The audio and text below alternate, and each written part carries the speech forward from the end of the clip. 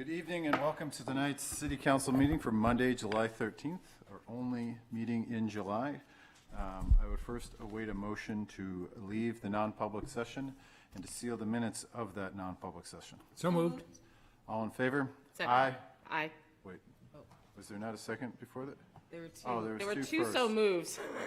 So we got the Assistant Mayor and then Council Moreau seconding it. All in favor? Aye. Any opposed? Caitlin, will you please take the roll? Mayor McAkron, Here. Assistant Mayor Kelly, Here. Counselor Cook, Here. Counselor Tabor, Here. Counselor Moreau, Here. Counselor Flynn, Here. Counselor Hopkins, Here. and absent Counselor Blaylock and Counselor Bagley. Thank you, Caitlin. Please join me in the Pledge of Allegiance. I pledge allegiance to the flag of the United States of America and to the republic for which it stands, one nation, under God, indivisible, with liberty and justice for all.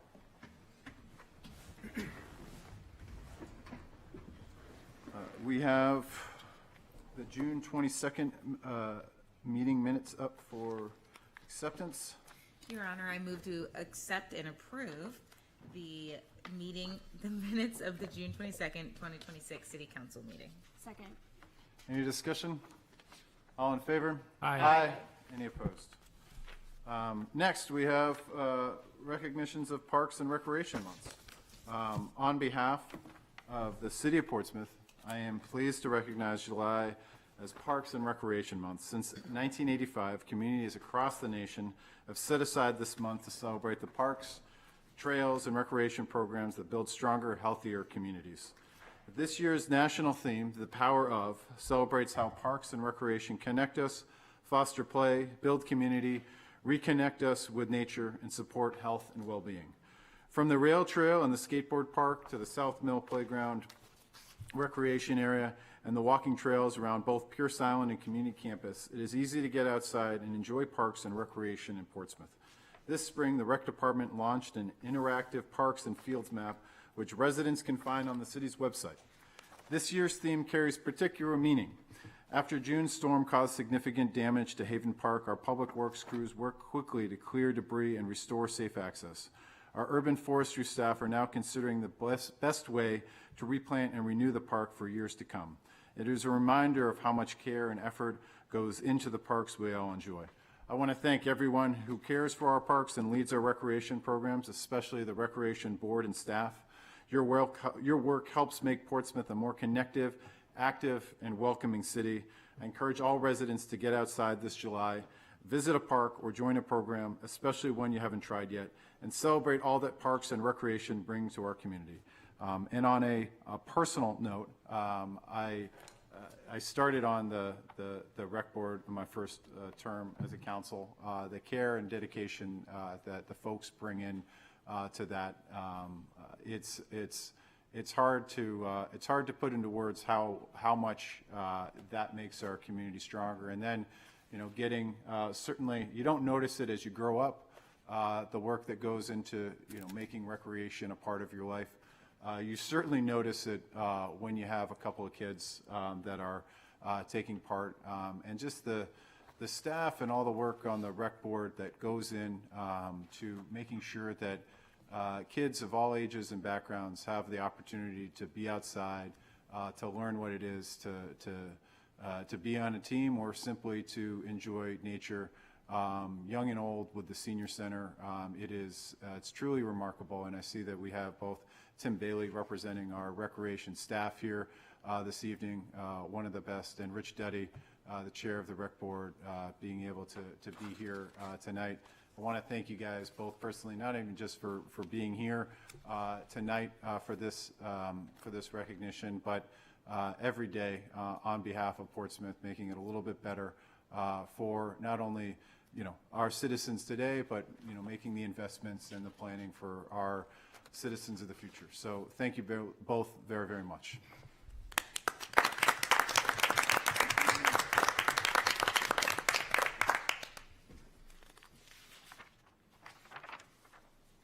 And with that, public comment.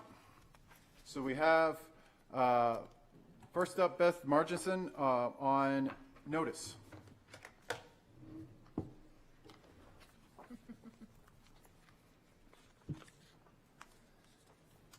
says right here. Please state your name and address. My name is Beth Margison. I live at 24 Marcy Street. I do want to echo the mayor's comments on parks and recreation. They're so important to a city. And as I was at the Pierce Island Pool on Saturday, just what a great jewel that is, what an important asset that is, as well as everything else the city does for its residents, including its youngest and oldest residents. So think back 3 weeks ago. It was June 22nd. There was a work session on the Mechanic Street pumping station. I had seen the notice in the city council packet. Fosse had sent out something 2 days before, and then you could click on the link at the bottom, but nothing was posted until I think about an hour before the work session. Last time I had checked, I had not seen anything at all. I did not come to the session. It was sort of noticed as alternately the Mechanic Street pumping station replacement or also upgrades. I'm sure Peter knows there was some fixes that were started to Mechanic Street pumping station like in mid-June. I kind of thought it was related to that. I actually didn't know exactly what happened until like a couple of days later, and then when I saw the article in the paper. And I was very surprised because it is a very, very, very extensive project. I was surprised that the Prescott Park Trust, may be considered for eminent domain and the ramifications of that. It has a reverter clause in it that if the parkland ceases to be used as a park, it could go back to the heirs, the Prescott sisters' heirs. They go pretty far to find collateral heirs. The city, Pierce Island is also a trust, but it does not have that reverter clause, which allowed the city to put the wastewater treatment plan there. I'm going to urge the city to please be more complete in its notice of actions that are before the city council. I recognize that there's going to be a public process for this, but there really wasn't much notice to the public to actually see exactly the extent of what was being discussed that night. So I just asked for better notice and more timely updates of putting materials onto the city council website so that people have an opportunity. I did actually watch the presentation. I was surprised by the amount of people that was there, so perhaps this is me being out to lunch. But it's just something that I am asking for the future, especially when this is a very significant project. I completely support wastewater infrastructure improvements. It's absolutely essential. And I also am concerned about the ramifications of using eminent domain, even on a parcel of that park, what that means for the rest of the park. Thank you. Thank you, Beth. Next is Roy Helsel on stop signs.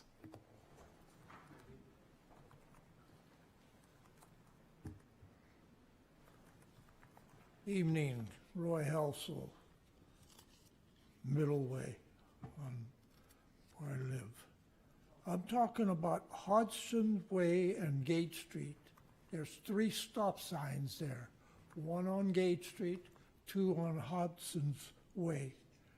The one that comes from Route 1, it's on the wrong side of the street. The one that coming from downtown out to Route 1, it's too high. And I almost got hit not too long ago. And I brought this up to the board one other time. The people go too fast on that road. The stop signs aren't effective. They don't stop for them. And there's going to be an accident there pretty soon. All right, that's that. Now I want to talk to you about the budget. When they figure out the budget, do they ever think about the overall cost that is going to affect all of the people of Portsmouth, the taxpayers?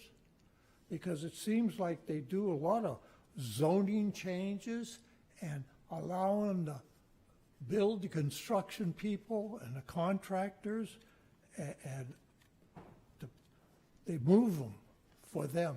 But do they do this for the private builders, the homeowners?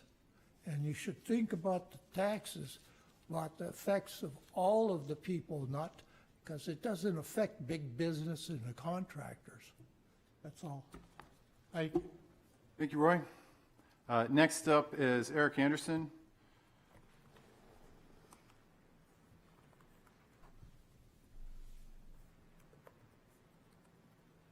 Thank you, Mr. Mayor and council members. I'll be quick. Eric Anderson, 38 Georges Terrace, Portsmouth. Under items for city managers, items which require action, item D, it's with regards to the bonding resolutions that, for public hearings. But just curiously, there appears a bonding item for $600,000 for fire apparatus. Now, it's not well explained. If I could get an answer on that, and so I can prepare better for the public hearings. It just seems to be synonymous with the fact that a $600,000 figure was referenced for the fireboat. And I don't know if this is just another way to introduce the fireboat in a different manner, but if there could be some explanation to that, I think it would help the council understand it. It would help others prepare for the public hearing, and any comments that might come forward with that. Thank you. Thank you, Eric. Your Honor, we have one person on Zoom. Tyler Garzo. Good evening, Mayor, City Councils, Tyler Garzo, 62 McKinley. I wrote you all in about this as well, but just to put it on the verbal record, there's an informational item regarding complete streets policy in your packet. The report states that any determination not to meet complete streets principles outside of routine maintenance must be reviewed and confirmed by City Council. Since staff's position is that the policy has been adhered to, I'm hoping that staff can identify how many such determinations have been brought to City Council for confirmation since the policy was enacted. And for projects that departed from the design guidelines cross-sections, such as Van Buren Avenue in my neighborhood, was that departure brought to Council for confirmation? And if not, on what basis was confirmation not required? Thank you so much. Thank you, Tyler.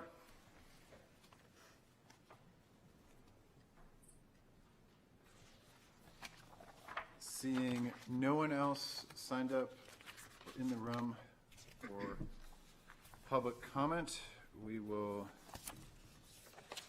Counselor Cook. Your Honor, I'd like to suspend the rules and bring up items 17C and 17D, school care litigation and Banfield litigation. Second. All in favor? Aye. City Manager. Thank you, Your Honor. City Attorney Susan Morrill would like to bring to the attention of the general public two matters that have been before this council and the legal department. And I believe the first one is school care, correct? Sure. So, wanted to make the public aware of the fact that the city has filed a lawsuit against School Care, the risk pool company that provides health insurance for our school employees. We filed last week requesting a couple of requests for relief, one of which was a preliminary injunction against School Care to ensure that even though we have not paid the assessment that they issued last fall of $1.57 million, we wanted a court order to enjoin them from withholding payment of our claims while this litigation was pending. And we also wanted to, rather than pay the full amount to School Care, consistent with our vote, the City Council's vote in earlier this year, I think it was in April, that we would pay it under protest. We asked the court to allow us to put that money into escrow account rather than paying directly to School Care and let it sit in escrow pending the resolution of the lawsuit. So we filed that lawsuit early last week, and we came to an agreement with the attorneys for school care, and the court has now granted our request for a preliminary injunction and has directed school care that even though we have not paid that assessment, they must continue to honor our contract, and they must continue to pay all claims for all of our school employees through the length of this litigation.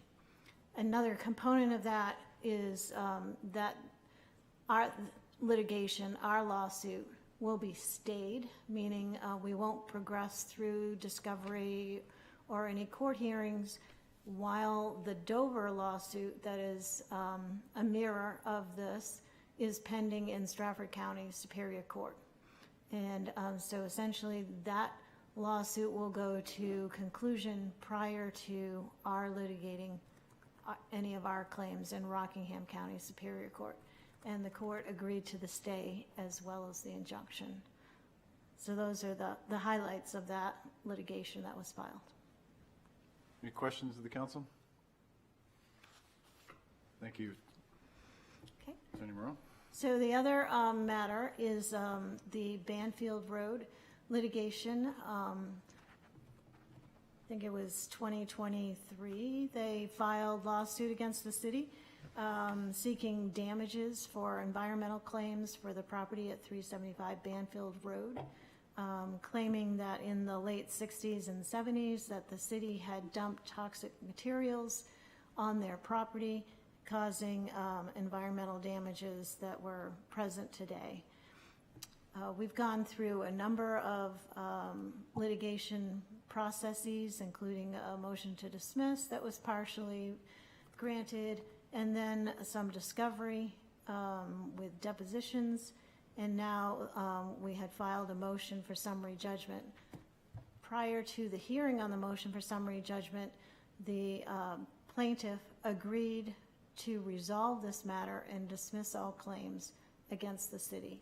And that has occurred now, and the court has approved of that agreement, and so the case has been dismissed with prejudice with no cost to the city. There is no agreement in this lawsuit, in regards to this lawsuit, that has anything to do with the rezoning request that is coming forward from the owners of that property. So just so that the record is clear, there is no agreement by the city in regards to that zoning request. So it is a straight up, the case has been dismissed, no further action for the same cause, no damages to be paid by the city. Any questions of the council? Thank you, City Attorney Moreau. Your Honor. Oh, so just to drive home that point, can we correctly state that if the zoning board or a planning board turned down the zoning request or recommended against it, there's no exposure on the city's part? In other words, if they acted in their quasi-judicial capacity and did their job and said, nope, we don't recommend this. Correct. There is no effect on this lawsuit. The lawsuit is over and done with and dismissed with prejudice, meaning it cannot come back. And there are no terms in the settlement agreement that relate to the rezoning request. Thank you. Councilor Tabor. No other questions? Again, thank you, City Attorney. Appreciate both of those outcomes and the work that went into them. On to public hearings and vote on ordinance and or resolutions. We are public hearing and second reading of ordinance amending Chapter 7, Vehicles, Traffic, and Parking, Article 1, Parking Meters, Section 7.102, Parking Meter Rates relative to fees. Your Honor, we have parking staff available to answer questions, but I want to say the council may want to move something from within.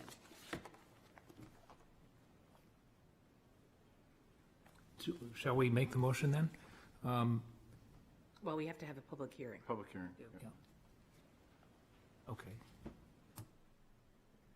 open up the public hearing on the updates to, or amending, ordinance amending Chapter 7, Vehicles, Traffic, and Parking, Article 1, Parking Meters, Section 7.102. Seeing no one rise, no one on Zoom, closing the public hearing. Additional council questions or deliberations? It's a bit of time for a motion. Okay. Your Honor, I would move to pass second reading and schedule a third and final reading on August 3rd, 2026 on the amendment to Chapter 7, Vehicles, Traffic, and Parking, Article 1, Parking Meters, Section 7.102, Parking Meter Rates as presented. Second. Any further discussion? Councilor Morrow. I'll just, to reiterate and make sure that everyone in the public understands, this is just taking fees that are in the ordinance out and now making it so it'll be part of fee study committee to set parking rates. That's all this change does. Correct, yes. This, as we do with the garages, this goes to the same process to do as the garages.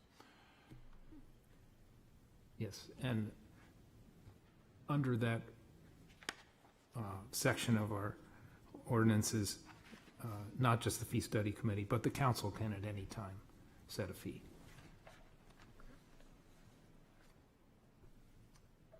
Any further discussion? All in favor? Aye. Any opposed? Your Honor, I'd like to suspend the rules and bring forward third and final reading. Second. All in favor? Aye. Any opposed? I make a motion that we pass third and final reading of as presented. Second. Any further discussion? All in favor? Aye. I'd also like to request a motion that we bring forward a public hearing to enact the fees as recommended by staff at our next city council meeting. I do need a second. Second. Just thought I'd put that out. And if anyone remembers, in our packet, our parking staff actually did do an analysis of our rates as they were changing in our parking garages and as they were changing for the new RAP program. So we are, it was suggested that we move forward, and I believe it's a $1 increase across the board, both for the first 3 hours and the remaining hours. So we just, as a council, since we've changed the rules, we don't actually have to send it back to fee study committee. We can at any time during the year hold the public hearing and change those fees. So that's why I made that motion. Councilor Cook. And I just want to reiterate that those are changes for non-residents. Residents still receive Correct. their parking discount. Correct. Yes. Sorry, I did miss that part. We are not changing anything for residents. Yes. And I think if we don't make that change, we'd have a situation where it would be cheaper to park on the street than in the garage Correct. at 5 hours or 4 hours. Yep. Any further discussion on the request of first reading? I don't think we have to do 3 readings. I think we just have to have a public hearing. Oh, public hearing, sorry. Right? Public That hearing. was how I requested it. All in favor? Aye. Any opposed? First reading of, on to first reading of ordinance amending Chapter 6, Licenses and Encumbrances, Article 1, Encumbrance Permits and Licenses for the Use of Public Property relative to Section 6.111. I move to pass first reading and schedule a public hearing and second reading at the August 3rd, 2026 City Council meeting regarding an ordinance amending Chapter 6 Licenses and Encumbrances, Article 1, Encumbrance Permits and Licenses for Use of Public Property, Section 6.111, Fees as presented. I second that. Any discussion? All in favor? Aye. Any opposed? Finally, first reading regarding ordinance amendment to Chapter 12, City of Portsmouth Building Code, Section 1201 through 1209, by deleting and replacing the entire chapter. Your Honor, I move to pass first reading of the amendment to Chapter 12, City of Portsmouth Building Code, Sections 1201 through 1209, and schedule a public hearing and second reading at the August 3rd, 2026 City Council meeting. Second. Any discussion? Councillor Cook. Thank you, Your Honor. So I had a question about section 1208, which is the Green Building Code, which is just an incentive code, so it's not actually a required building code. I noticed that it was struck from the current building code, even though it's just aspirational code, and I'm wanting to know if there was a legal reason why that was also struck, even though it isn't required. Well, what I can tell you is that the state legislature has been busy with building code and the fire codes and preempting the field, essentially.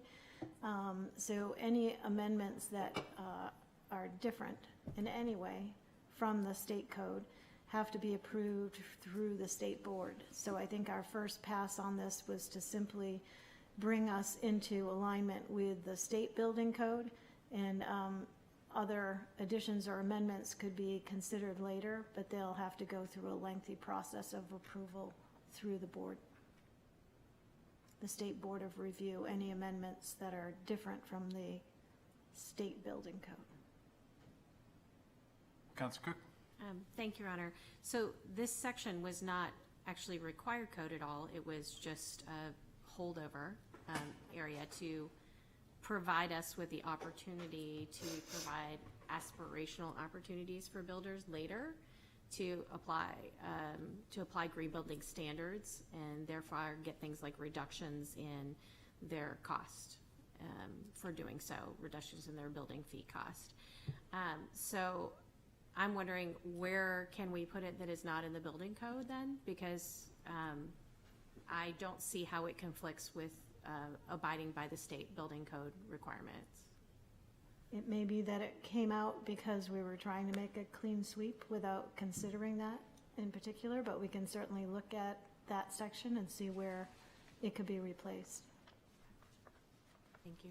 Your Honor, if I could, I would add that if this ordinance were to pass tonight and we have second reading at the August 3rd council meeting, the inspections group and the legal staff are in communication with the State Building Code Board of Review.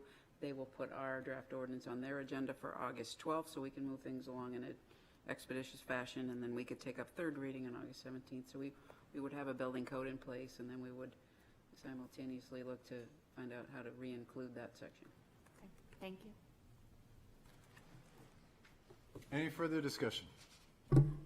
Councillor Flynn. Yeah, that's what I was just curious about too, is that it seems like even though we're just changing the ordinance, a lot of these changes have been made at the state level already.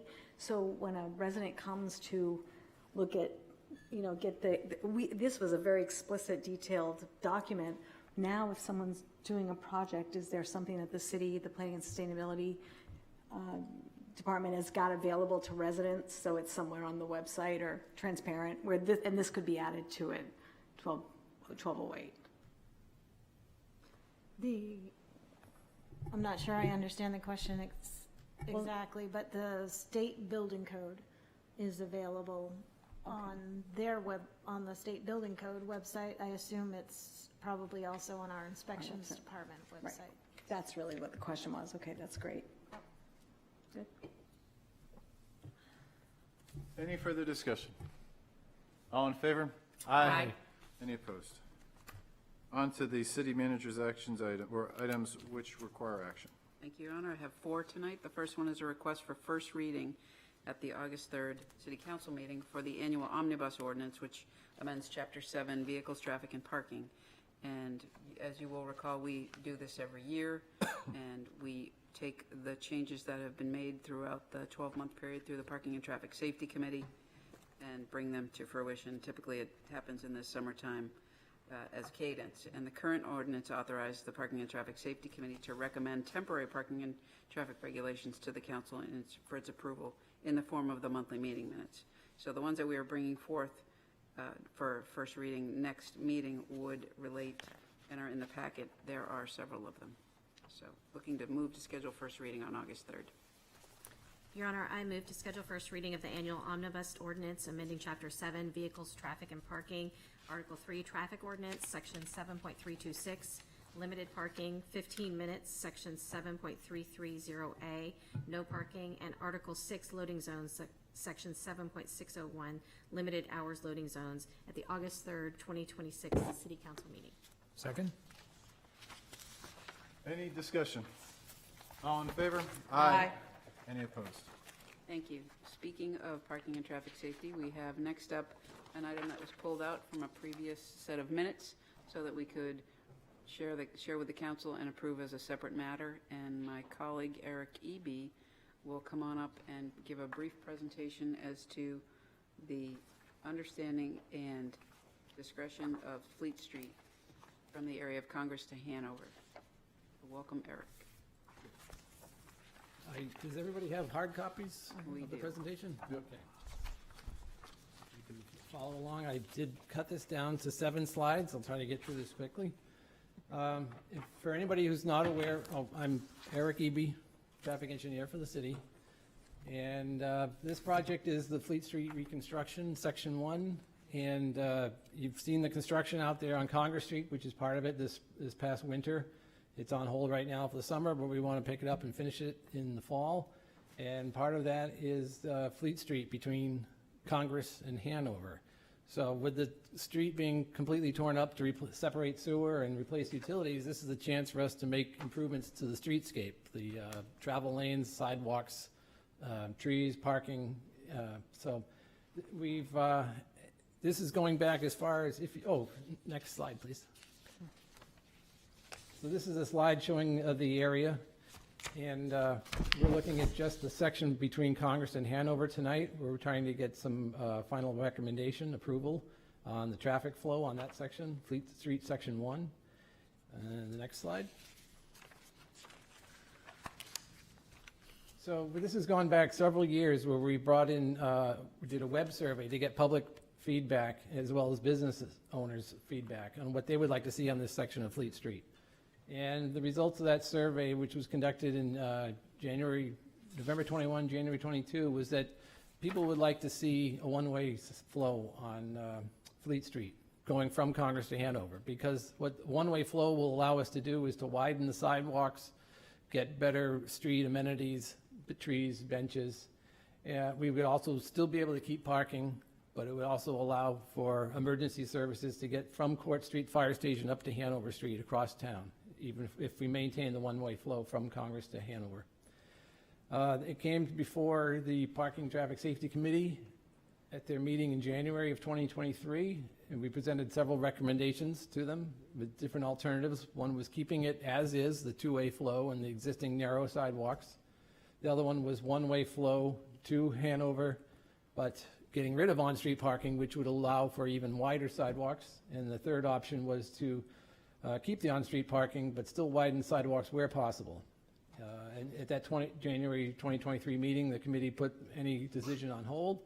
We came back to them again in May of this year, looking for a final recommendation because we're into construction now. We need to make a final decision. So at that time in May, the committee did vote to recommend the one-way flow with on-street parking from Congress Street to Hanover Street. And I have some diagrams showing what that would look like on the next slide. This is a cross-section of Fleet Street looking from Hanover towards Congress Street. On the left is the narrow sidewalk, which would stay pretty much the same. We get maybe a foot or two extra width on that. That's the Gillies side of the street. Then you would have one vehicle lane, 18 feet wide. That's the minimum width that the fire department would like to see for safety for getting their equipment in there. And then adjacent to that would be the existing parking spaces, which are 8 feet wide, and then the widened sidewalk on that side of the Wilder. And that's down, if you're looking further up towards Congress Street where the sidewalk widens out, you wouldn't have parking, but you would have a wider sidewalk at that point. Now, the next slide is a plan view, and this shows Congress Street to the right, Hanover Street to the left, and one-way flow going from Congress to the left to Hanover Street. And this option, which was developed several years ago before Gillies was proposed to be redeveloped and close off their parking lot, this kept the parking on the existing side of the street where it is today, widened sidewalks where possible, and so it's an improvement. It shortens the crosswalk distance at Congress and Fleet, keeps the parking. And since that time, we've heard from members of bike advocacy group and the new Bike Ped Committee, and they're very interested in having a counterflow bicycle lane that would still allow bicycles to go from Hanover to Congress Street. And we have the width. It would be a matter of restriping this roadway to provide both the one-way travel lane for vehicles and then the opposite flow for bike lanes. But if we do that bike lane, we would also recommend shifting the parking to the other side of the street. That would keep, so the bicycles would only have to deal with oncoming traffic and not cars cutting over the bike lane into the parking area. Also shifting the parking to the other side of the road would allow for parallel parking to be done on the right-hand side of the road, which is typically easier because it's more common practice for drivers to be parallel parking on the right-hand side. In this configuration, they would have to be on the left-hand side. And if the parking was shifted to the other side of the street, it also makes right turns in and out of the Hanover garage easier because you would have better alignment, better turning radius to get to that gate inside the Hanover garage, better alignment there. And it would also allow for better turns for larger vehicles coming off Congress Street, a right turn onto Fleet Street, a better turning radius at that point. We could enlarge the sidewalk on that north side where we get a little bit more sun, make it a little bit more presentable, enjoyable for the pedestrians.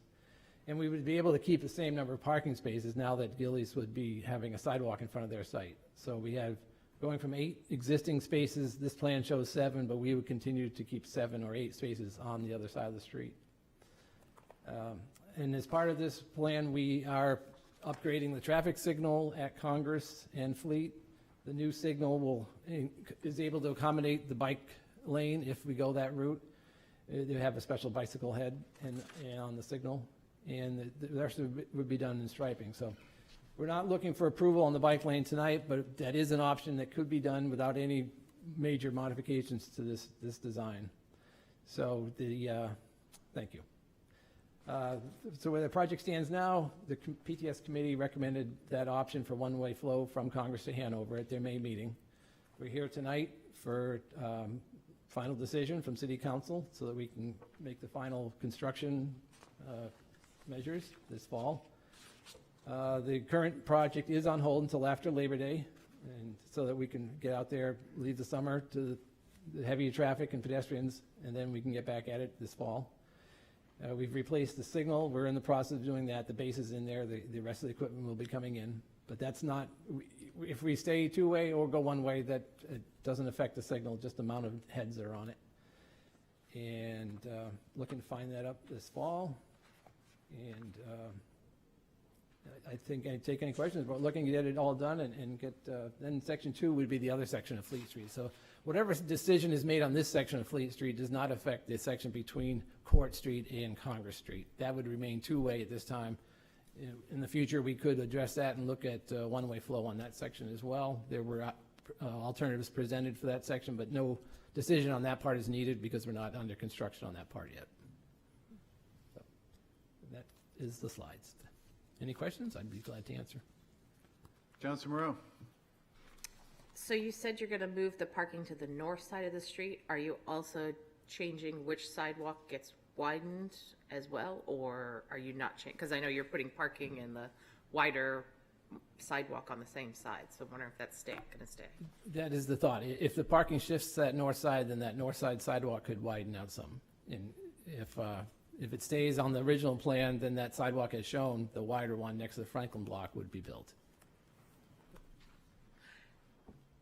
Councilor Moreau. You also have, I believe, a loading zone that's in there. Would that loading zone move across the street as well?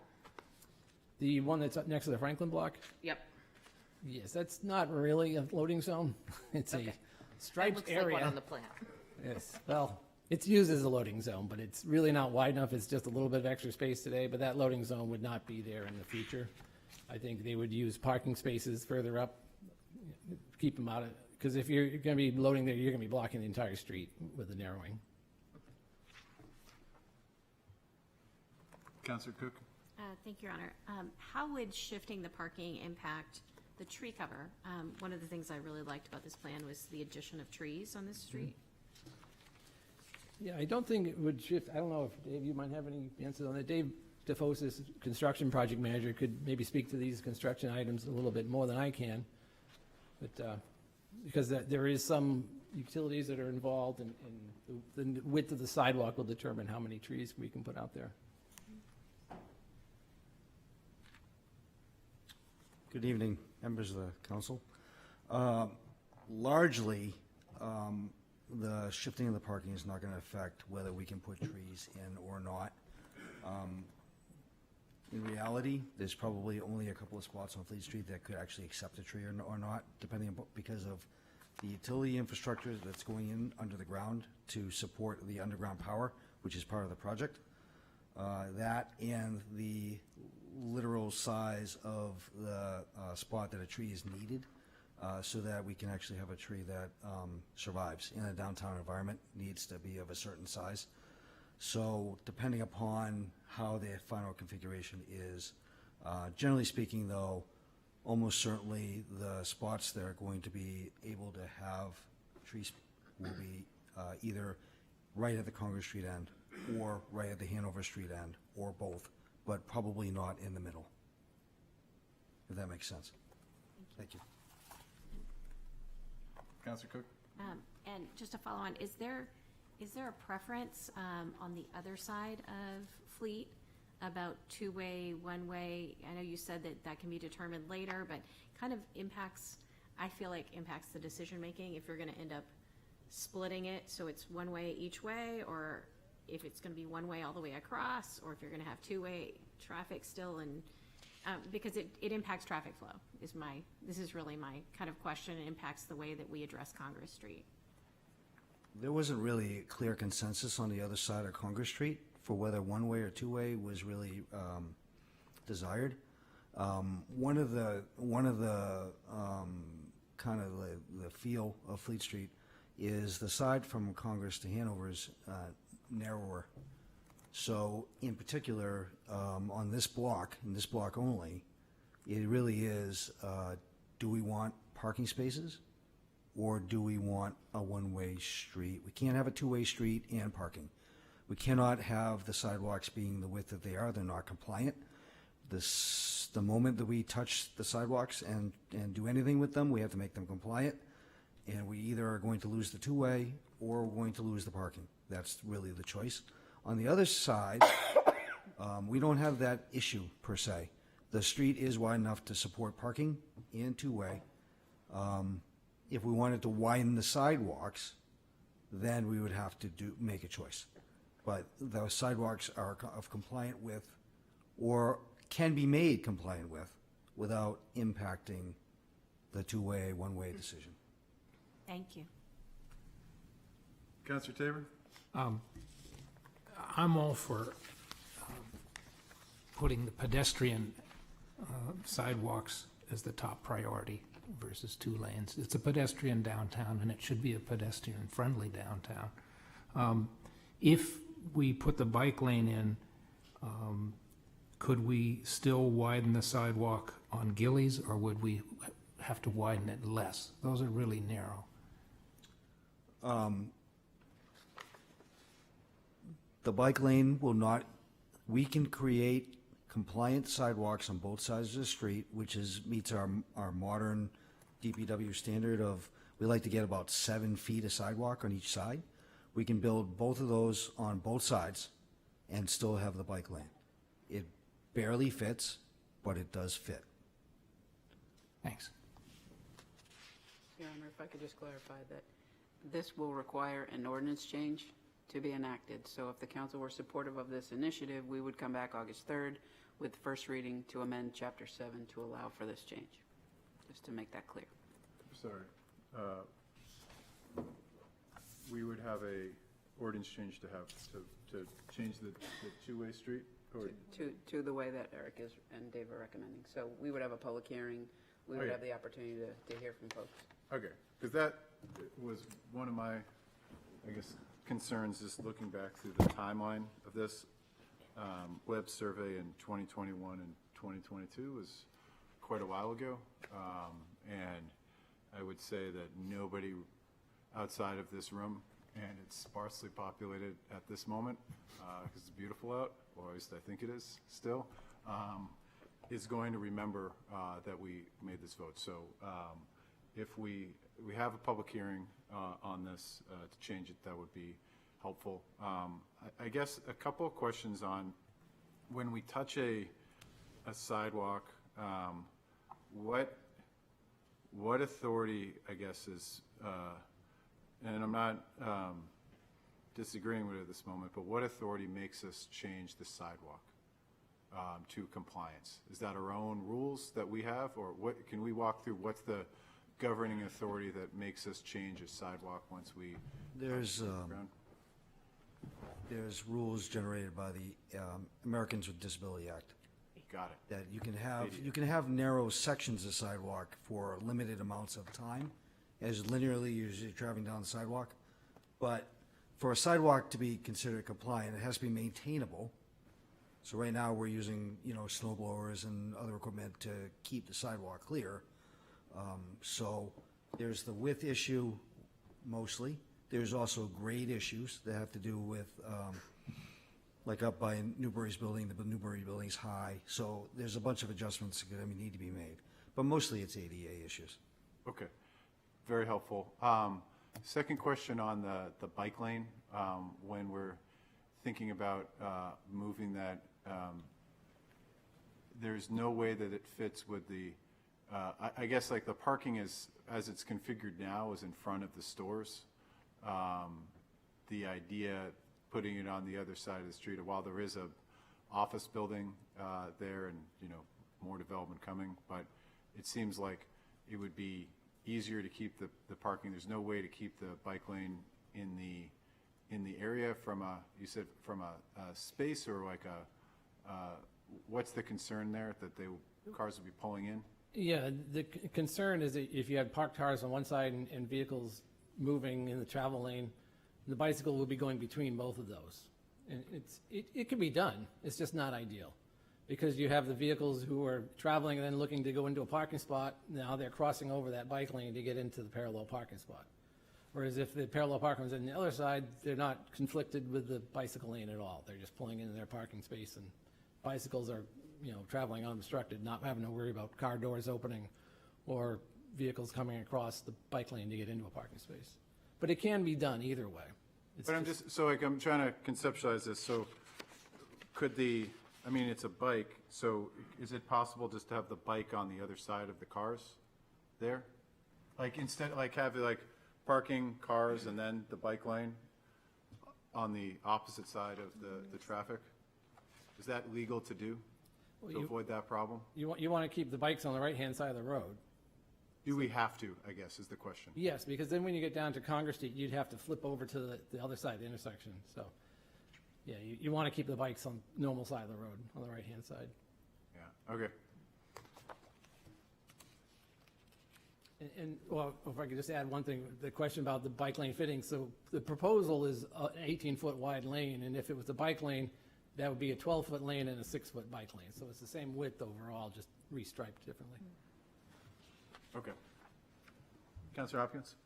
I just wanted to say that this is probably, being on the Bike Ped Committee and Parking, Traffic, and Safety, this is like my third or fourth time hearing this, and I can say that I am in full support of it. I would love the bike lane addition, the contraflow bike lane addition, in a safe manner, on the opposite side of the street from parking.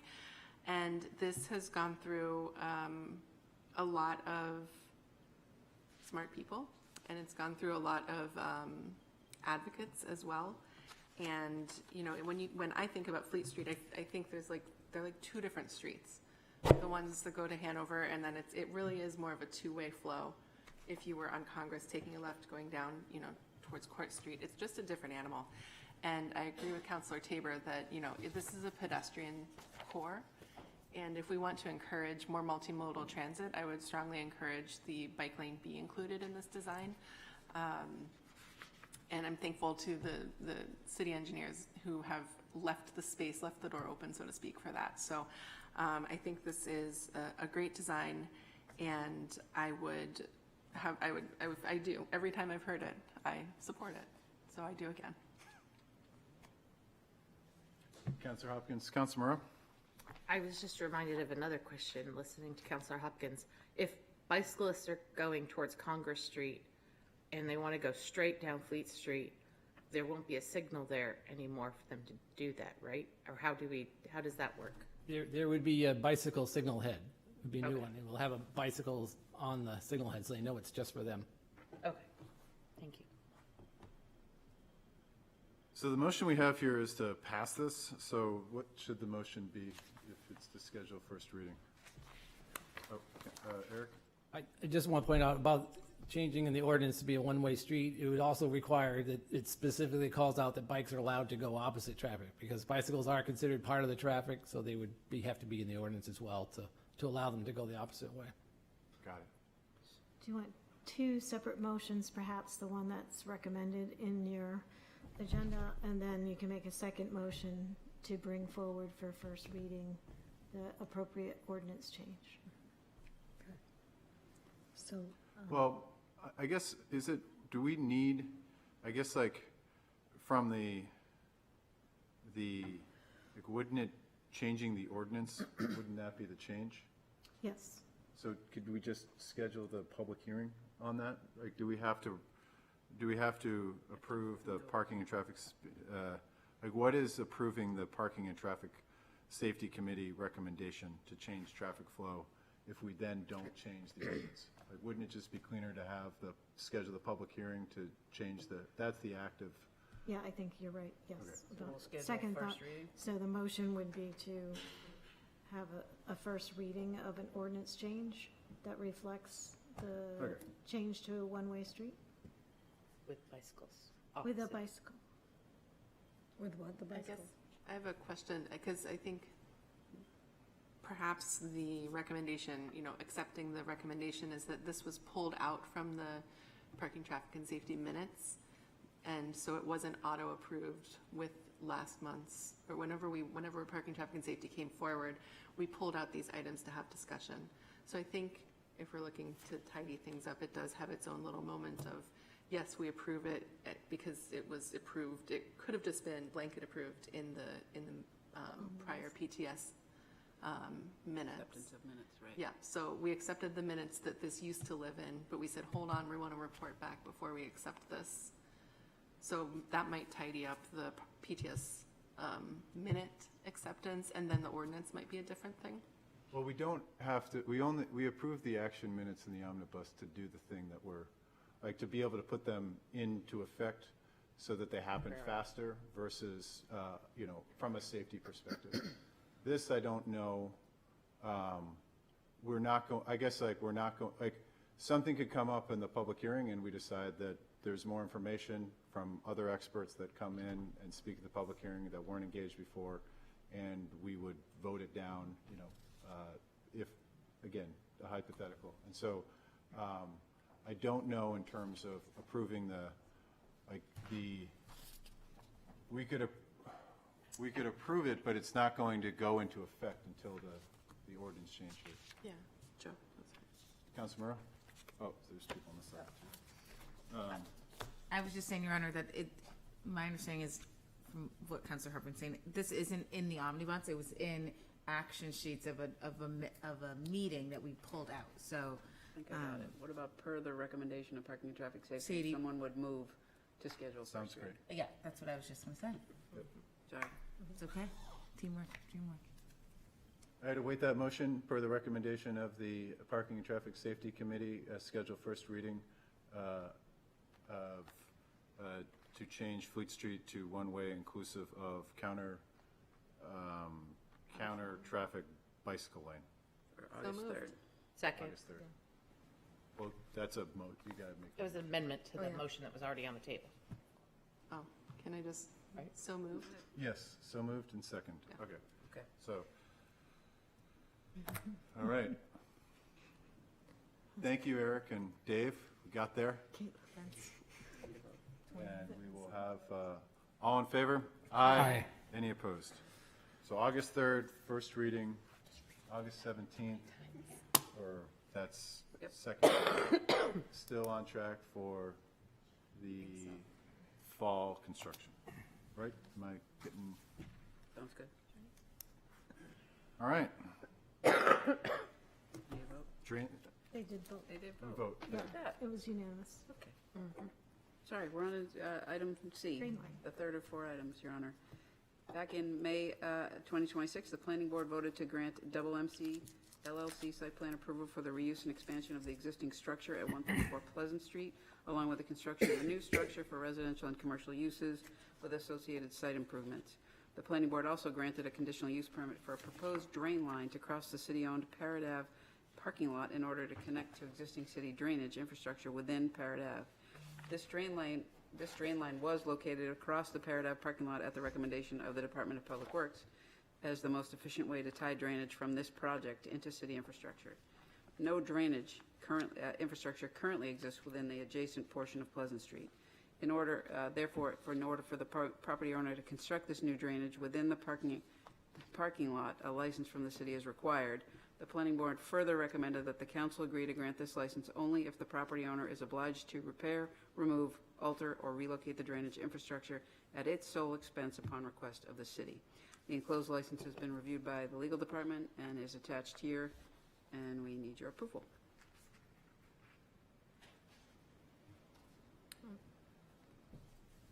We want to move? Yep. I want to move to authorize the city manager to execute a drain line license granting Double MC LLC a license to construct and maintain drainage infrastructure within the Parrot Avenue parking lot, substantially in the form of the drain line license contained in the agenda packet. Second.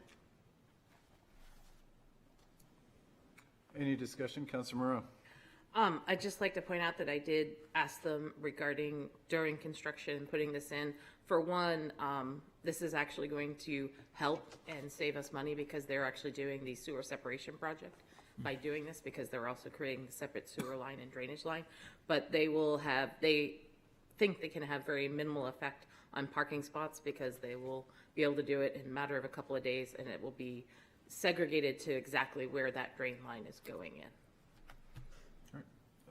Councilor Cook, then Councilor Taylor. Do we know when construction is anticipated?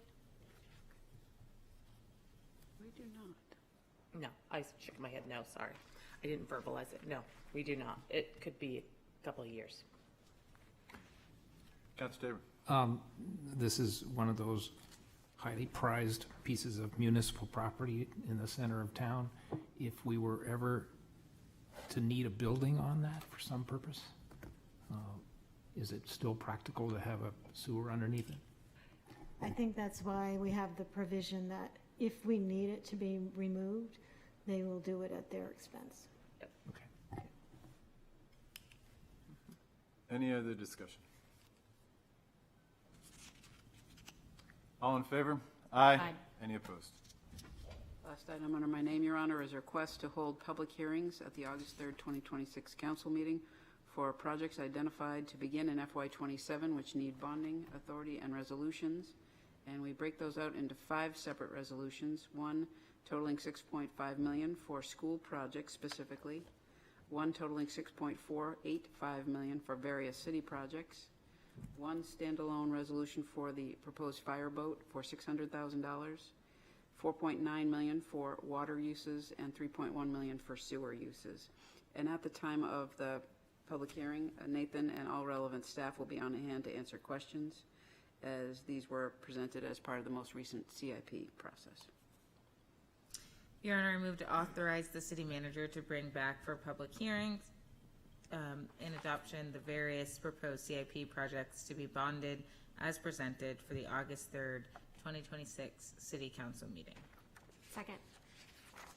Any discussion? Just a reminder, again, we have the CIP that we adopt, the budget that we adopt, the bonding authorization that we have, and that's this part of the process. Thank you, City Manager, for clearly pointing out what each authorization is for. All in favor? Aye. Any opposed? I had a question on the consent agenda, but I can take it up during my, I'm going to refer back to the encumbrances report under an item under my name, but, so I will wait the adoption of the consent agenda. Move to adopt the consent agenda as presented? Second. All in favor? Any opposed? Presentations and written communications. Move to accept and place on file. Oh, second, I'm sorry, second. Any discussion? All in favor? Aye. Any opposed? We have two appointments to be considered, but there's not an issue, but I didn't receive in the formal way a resignation letter from Paul Mantle from the ZBA, so I'm going to wait. He sent me an email, and I forwarded that email on to the city clerk, or to my email, my official email, which I will get to the city clerk. And so we will wait on the appointment to be considered of Jack Holzman to be considered until there's a space that is vacant on that at the next meeting. So apologies for that.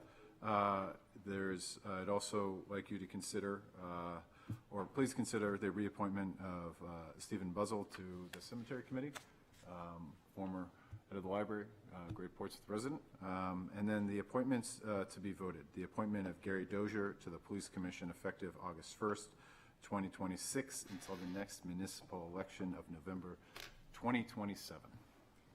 Your Honor, I move to appoint Gary Dozier to the Police Commission as presented. Your Honor, second. Any discussion? Councilor Cook? Your Honor, I just wanted to thank Gary Dozier for his willingness to serve. It's always great to hear that somebody's willing to step up when we have a vacancy, and I know that serving on the Police Commission is a lot of work, so I truly appreciate him giving of his time. Agreed. All in favor? Aye. Any opposed? Thank you, Gary. On to the council. Had a request for a report back on sidewalk encumbrance permits, and I'm just getting back to missed it here, the report that we just, active encumbrance permits that we just accepted. I'm trying to get a sense of how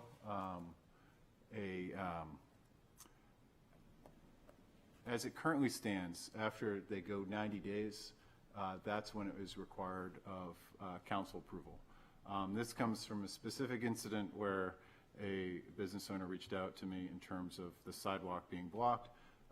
As a city, we often will stop construction during the busier summer months because of the impact to businesses and tourists. And I want to just better understand the report if there's possibilities to have shorter windows of time before the city council would approve. One.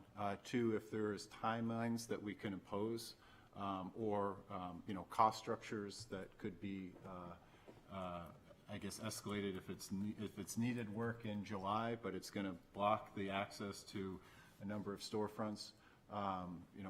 Is it possible to have differing? And I see. I don't see. It's here, and she's the expert when it comes to figuring out what's allowable there, but really just trying to allow our businesses and the businesses that are pulling at our businesses too, and they need to do the work. So how do we balance some of the interests? So I would really like a report back on the feasibility of timing, when council is involved, and when a permit is reissued, for 30-day increments, and we're at 90 days before it gets to the council, if that's a really accurate estimate, and then how do we incentivize scaffolding going up, rather than just blocking it with a lift in the middle of the sidewalk. And so that's what the report back, hopefully, that we could request on, and if there was a motion to support that, just a motion to support a report back on city encumbrances, sidewalk encumbrance permits in the city of Portsmouth. So moved. Second. Councilor Cook. Thank you, Your Honor.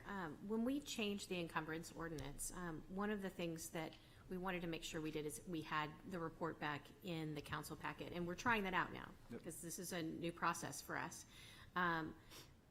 And the goal was then to have, the ability to pull one out if there was a problem. If we received reporting there was a problem, or if somebody came to public comment and complained about an encumbrance, that we could pull it out and discuss it as a council. That said, I don't know how well that practice is working. That is a discussion, I think, for the council. So I think it's always helpful to have more information and have a report back so that we can continue this conversation, because this is a new process for us this year. Knowing that you had that interest, I did talk with Jane a little earlier today, and we discussed, sidewalk encumbrances downtown, and these scissor lifts that apparently are being used to do some work on buildings. But my understanding is that DPW currently, when they do the permits, they require a flagger and a detour for pedestrian traffic. And that generally those scissor lifts are used when the material that has to be hoisted, whether it's roofing material or windows or something, is particularly heavy, and that's when they have to use that, but generally it's for a short period of time. But we can give you a much more in-depth report back. Certainly. And I think that, again, one business is doing it, another business is being affected by it. I just would like, if there's alternatives to the scissor lift, there might not be. But, if you've rented the scissor lift and you have it there and you're doing it for the heavy thing, it might just be easier to do a bunch of stuff with it that you could otherwise do another way. And so, being able to, have the correct costing associated that recognizes the cost of the city, but also the cost to the other business owners that are operating next door. Yep. Councilor Cook? I think this is a really valuable discussion to have, and the reason I say this is that construction workers often work starting at 7 a.m., so you could have time limits. We could have all kinds of discussions about what would be appropriate. Maybe you only use a scissor lift from 7 a.m. to 10 a.m. till the majority of businesses open downtown, so that you don't impact your neighboring business, and then you can move it off-site or into a parking spot that you've requested a permit to encumber. So we should have this discussion because we don't want businesses to be negatively impacted by construction work. Agreed. All in favor? Aye. Any opposed? I put this next one on because I thought I was getting really ahead of the game, but then there's an informational item about the fact that we're starting the CIP. So we have a constant budget in the city of Portsmouth, and while there's certainly a finite amount of time that we discuss it in terms of approving it, we are always discussing the budget. One of the things that I would like to discuss as a part of the CIP is understanding rolling stock as we've grown, as cars have changed. There's certainly the improvements that are made and the large capital equipment that we have, but to be able to understand, has anything changed in terms of the number of workers per truck? Has anything changed in terms of the ability to take home vehicles? Just to understanding the rolling stock as it relates to the CIP, and have this as a separate conversation as a part of the CIP discussion with a report back on the current practices, if they could be updated, and if we were to update them, would they change to as a part of next year's CIP. So if there is a motion for a report back, I would await a motion for a report back on rolling stock. Your Honor, I propose a report back on rolling stock as you've described. Second. Any further discussion? All in favor? Aye. Any opposed? And then finally, I guess I picked July to have all these things under my name. Everybody's on vacation. But the reestablishment of a veteran organization committee was lucky enough to attend an event where it was discussed the effort to end veteran homelessness in the Seacoast. Following a pattern that has been used in other parts of the state. There's a lot of interested parties that are working towards doing that. One of the harder challenges is just making sure that we have aligned and understand all of the veterans that live and may need care within the city of Portsmouth. So the goal of the Veterans Organization Committee would be to establish it and would open up for applications as a Blue Ribbon Committee for the next meeting, but to establish that going forward to be a committee that would deal and focus, especially after the 4th of July, and the focus on the fundraising for the veterans, to be able to have a point committee to be able to take up that effort. Your Honor, I'd make a motion to establish a Mayor's Blue Ribbon Committee on veterans. Second. Is it a Blue Ribbon Committee before? I believe it was a Blue Ribbon. Can we establish it in the form that it was? Yeah, just a reestablishment of the committee in the form that it was. I'll take that amendment. So we're not hamstrung. Okay, we'll amend it. All in favor? Aye. Any opposed? Excellent. And based on the makeup of the previous organization, we'll put applications on the city website for review. Excellent. And I see we're on to the city council members. Councilor Tabor. Yes, and Assistant Mayor Kelly can help add the color commentary. But the headline is that the Housing Committee has completed a working draft action plan, as the council motion in March set out. That was a tight deadline, but we've met it. The committee met Thursday, had some light revisions, but the Housing Committee felt solid enough to vote on a motion by Councilor Moreau to send the Housing Action Plan to the council for feedback once those final changes are made. So because of the packet deadline, we couldn't get you any drafts, but I would think we should get that to the council by August. Councilor Moreau. Just to add to that, we also thought it might be a good idea to send it to the planning board. Right. And get their feedback on it, as well as they are part of the master plan, and some of these might actually fall under the umbrella of the master plan. So we want to make sure that we keep them in the loop and get their feedback as well. Yes, and the assistant mayor is concerned that we align with the master plan, and the planning board is officially by statute in charge of the master plan. A couple other things. In the meantime, the working draft is on the city website. It consists of a narrative and an implementation matrix. We had a lot of action items, 130 action items to start with, compiled from the various studies in the past and last term's committee work, the Places to Live study circles. And Progress Portsmouth made a useful compendium of all that existing work to give us a quick start. We winnowed down to 19 items, and don't let that process fool you. That helped us focus on the major impact areas. So smaller in number, but greater in impact. And the committee put those in priority order using the know-how. A lot of our committee members have great land use and development and zoning experience. Some of these we can do in a few months, some will roll out over 1 to 2 years. But some of the typical areas that you'll see, we want to implement RSA 79E, housing opportunity zones.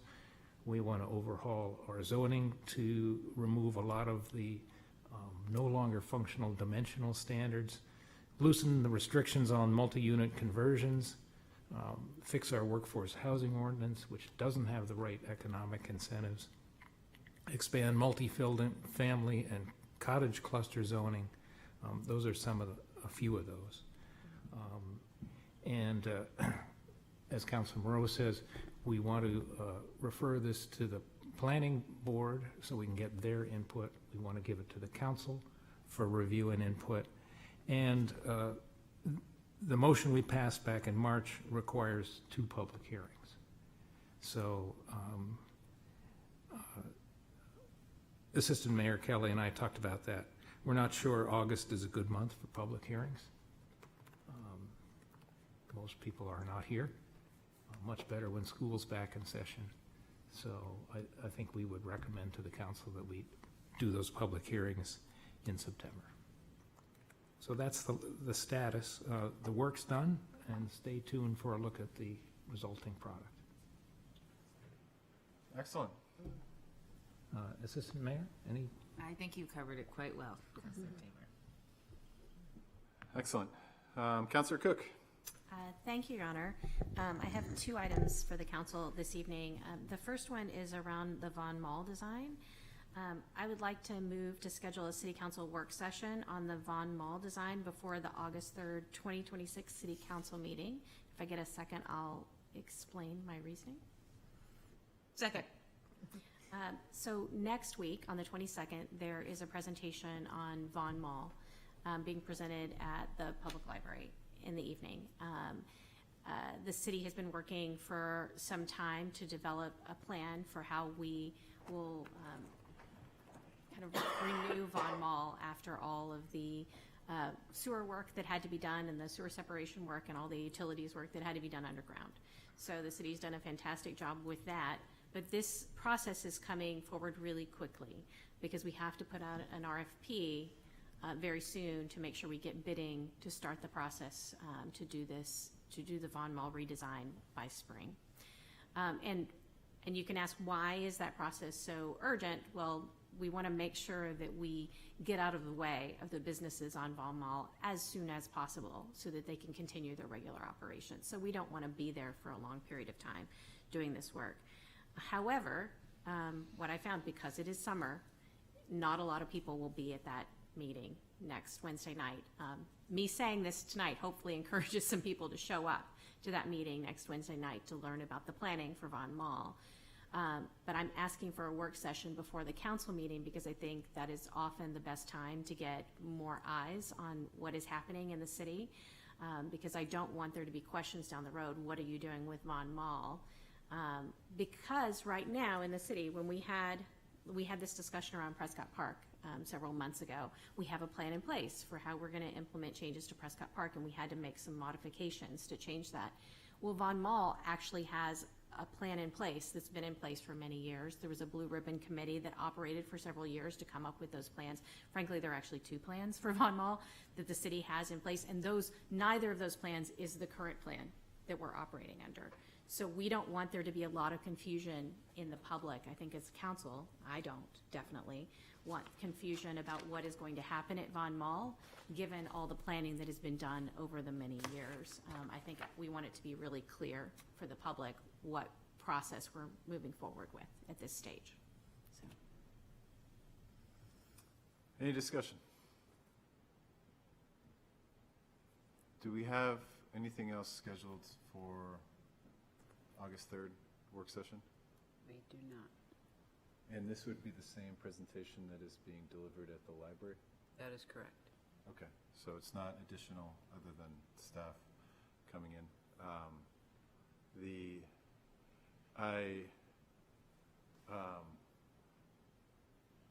I have some reservation in terms of putting on the design hats of the council.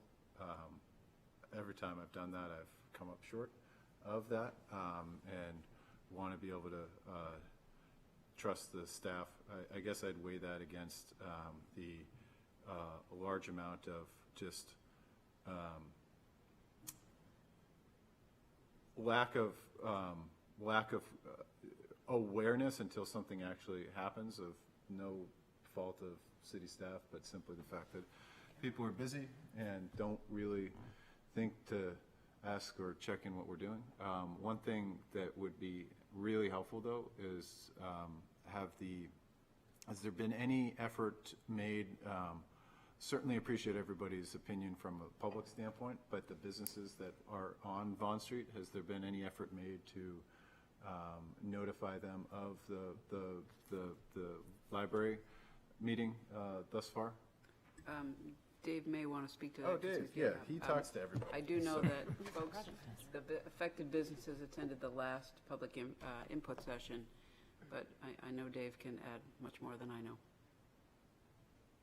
Good evening, Dave DeFostis, Public Works.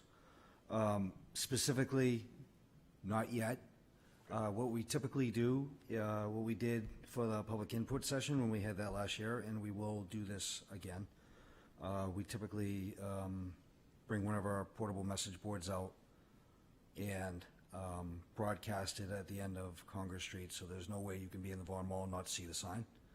And also, I have every intention on walking to the individual shops and reminding people that there's a public meeting next Wednesday.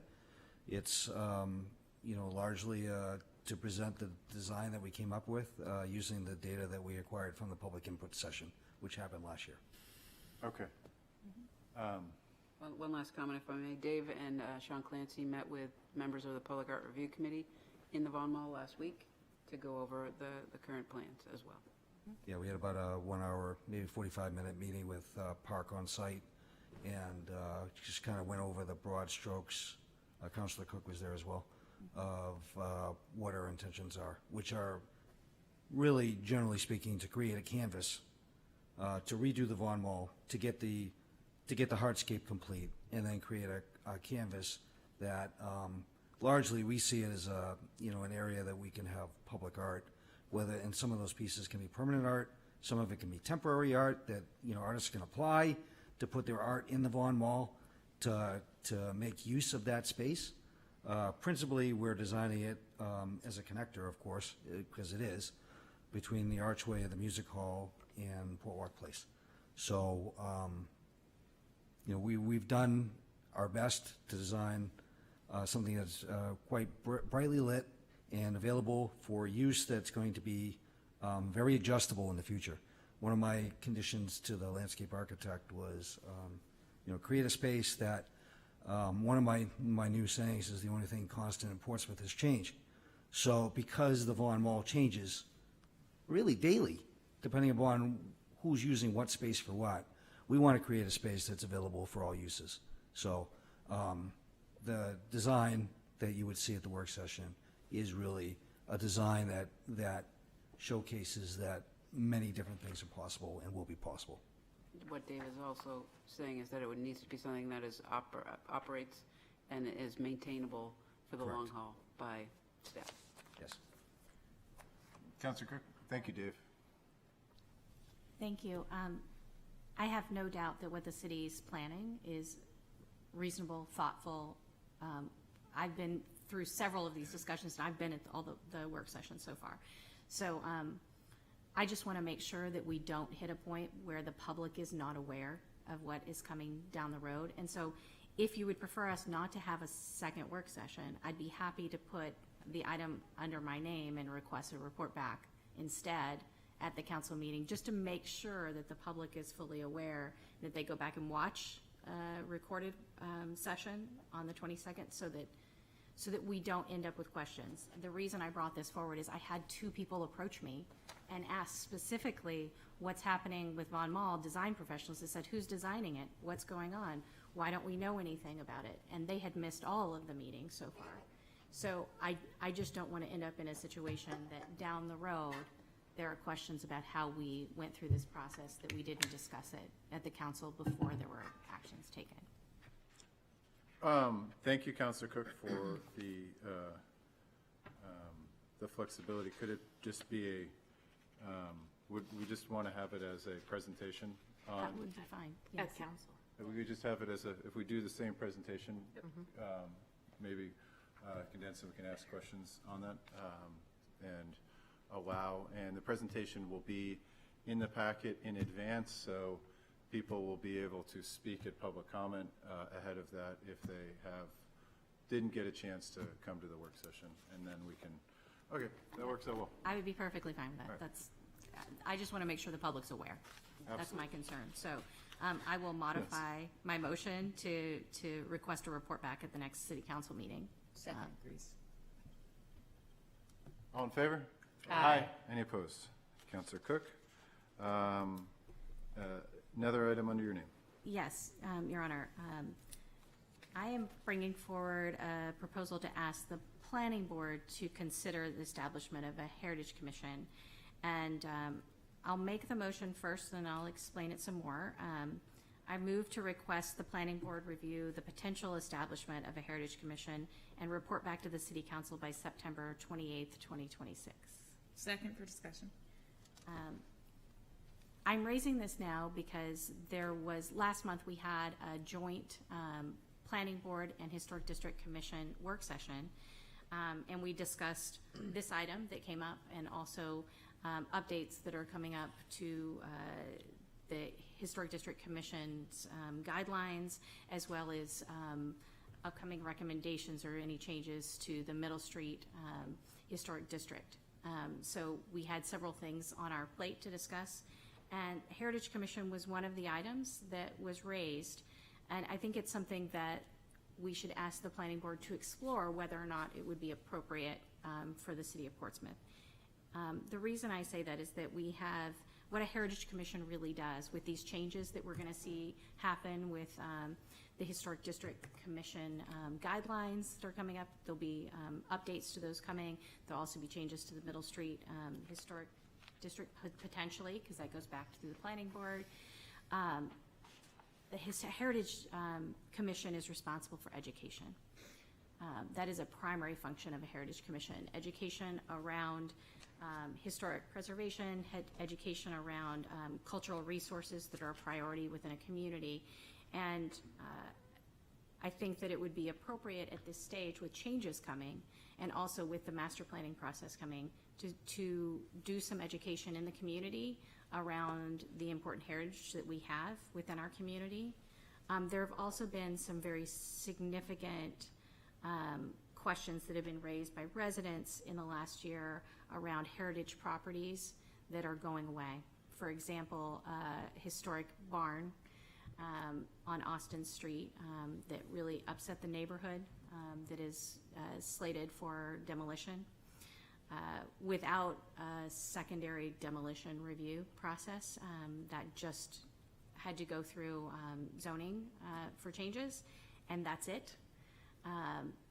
And so there are concerns that we might be losing heritage buildings within the community that are not within the historic district, but that are very valuable cultural resources.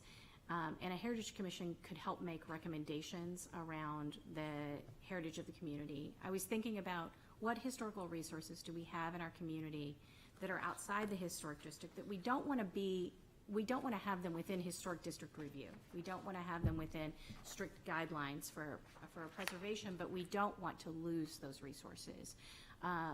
Think about there are two impressive historic homes at the end of Islington as it approaches Route 33 going out of town. If someone were to purchase one of those homes and choose to tear it down and build and its associated barn because they wanted to build a new modern home, how would the community react to the loss of that historic resource that has been there for many, many generations, federal period homes that are not protected? While we don't want to have governance over what they do as far as replacement of windows or anything that you would review within the historic district, you may want to have a demolition review process for historic properties that are considered significant. And there are several that are not within the historic district. So a Heritage Commission would help provide that additional review process. If this council will remember, we revised the administrative ordinance several years ago, and the demolition committee was removed from that ordinance. So we technically do not have a demolition committee within the city of Portsmouth. However, we do have a demolition ordinance that refers to review by the demolition committee. Without the demolition committee, we don't have a process for review beyond our land use boards. So a Heritage Commission could also take up demolition review of significant properties. So one of the reasons that I brought this up is not just historic preservation and heritage, which you all know I care about, but what I care about the most in this community is preservation of naturally occurring affordable housing. A lot of our historic resources, especially in the urban core area of the city, are divided up into apartment dwellings. And those apartments we call them naturally occurring affordable housing because they're older buildings that have been divided, or older houses in most cases, divided up into apartments, 3 to 5 apartment units, that could at any time be lost in our community. We saw the potential of that recently on Hill Street, of losing some naturally occurring affordable apartments because of a desire to build probably condominiums in that site. We're also seeing that throughout the urban core, with houses sold, torn down, you lose 5 units and you end up with a single family $2.5 million home instead of 5 apartments that are reasonably affordable for residents who are renting within the community. So I don't like seeing the loss of that type of naturally occurring affordable housing. And those homes also contributed to the character of those neighborhoods. We're also seeing in Little Harbor significant numbers of teardowns and rebuilding of homes that fit within the neighborhood character, like a bungalow being torn down and then a 3-story home being built instead, against the neighbor's wishes, but falling within the zoning code. So I think we have to have the opportunity to at least have this discussion at the city level, and a Heritage Commission would give us that opportunity. So I would like just the planning board to look at it. I'm not asking the council to approve a Heritage Commission. I'm not asking the council to vote for this. I'm asking to refer this to the planning board and let them consider the opportunities and make a recommendation back to the council in September. And Councilor Cook, any discussion? I guess a couple of questions that I have, because I remember the demolition ordinance that we have. There's only one way that, so was there a question? No. Oh, the second, yeah, was the assistant mayor. The only buildings that we can prevent with the heritage, well, anywhere from being demolished are in the HDC. And a Heritage Commission would really kind of go back to the same process that we had before, where there's a demolition review committee that acts to delay the process while other alternatives can be sought out. So, I think we removed it only because we felt at the time that it was giving the impression that there was something that was going to be done, and really the way that we would prevent demolitions in the city would be to expand the HDC to everywhere in the city, and then we could stop any demolitions. And the trade-off for many homeowners is probably not going to be worth it, nor for the city. But I'm happy to see what the planning board says, because Heritage Commissions can also go out and get grants. They can do other things outside of the demolition. But I do worry that we would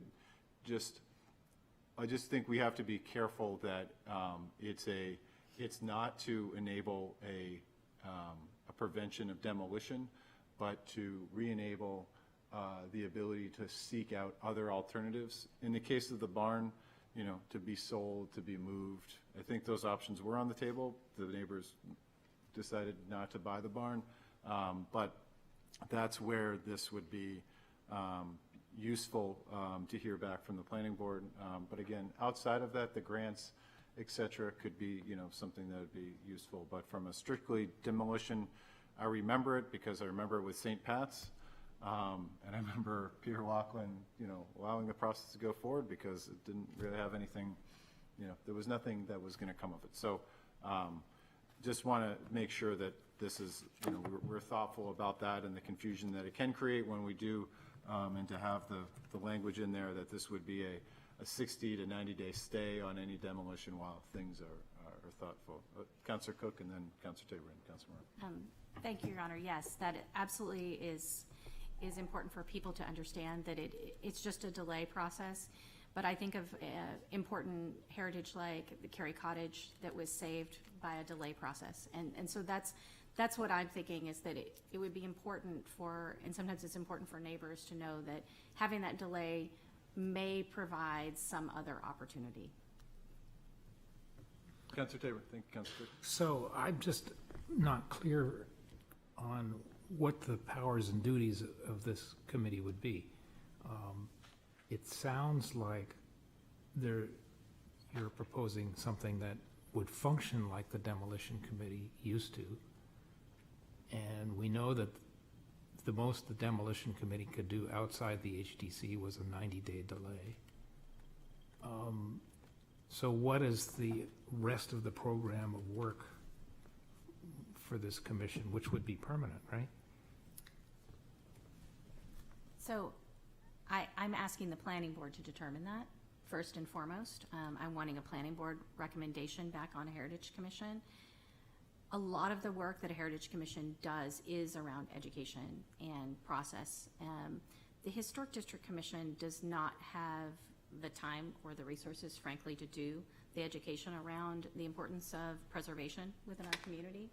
And so that would really be more the focus of a Heritage Commission, and to do things like apply for grants and go through the process of finding resources in our community to help homeowners even who are faced with preservation needs, and to business owners, to anyone who's dealing with preservation in the community, to help provide those resources. I would like for them to consider the function of demolition review as part of their function for heritage properties. But that would be a recommendation coming back from the planning board. At least that's what I would hope. That's what I'm proposing, but the planning board really will make the determination of what their recommendation will be back to the council. Councilor Moreau? Just to add my 2 cents as the only chair of the Demolition Review Committee when it actually existed, and chaired when we were able to save the Carey Cottage. Not that we as a city did it, but we brought awareness. So I sort of see the role of a Heritage Commission more in the education and actually surveying and looking at what are truly heritage properties that are historic resources for the city, and if you have a list of those properties and the reasons why, you already have that information in a file somewhere, versus just, a scattered, not sure. And so every time a property comes up, somebody's got to do research and figure out if it has historic value or whatnot.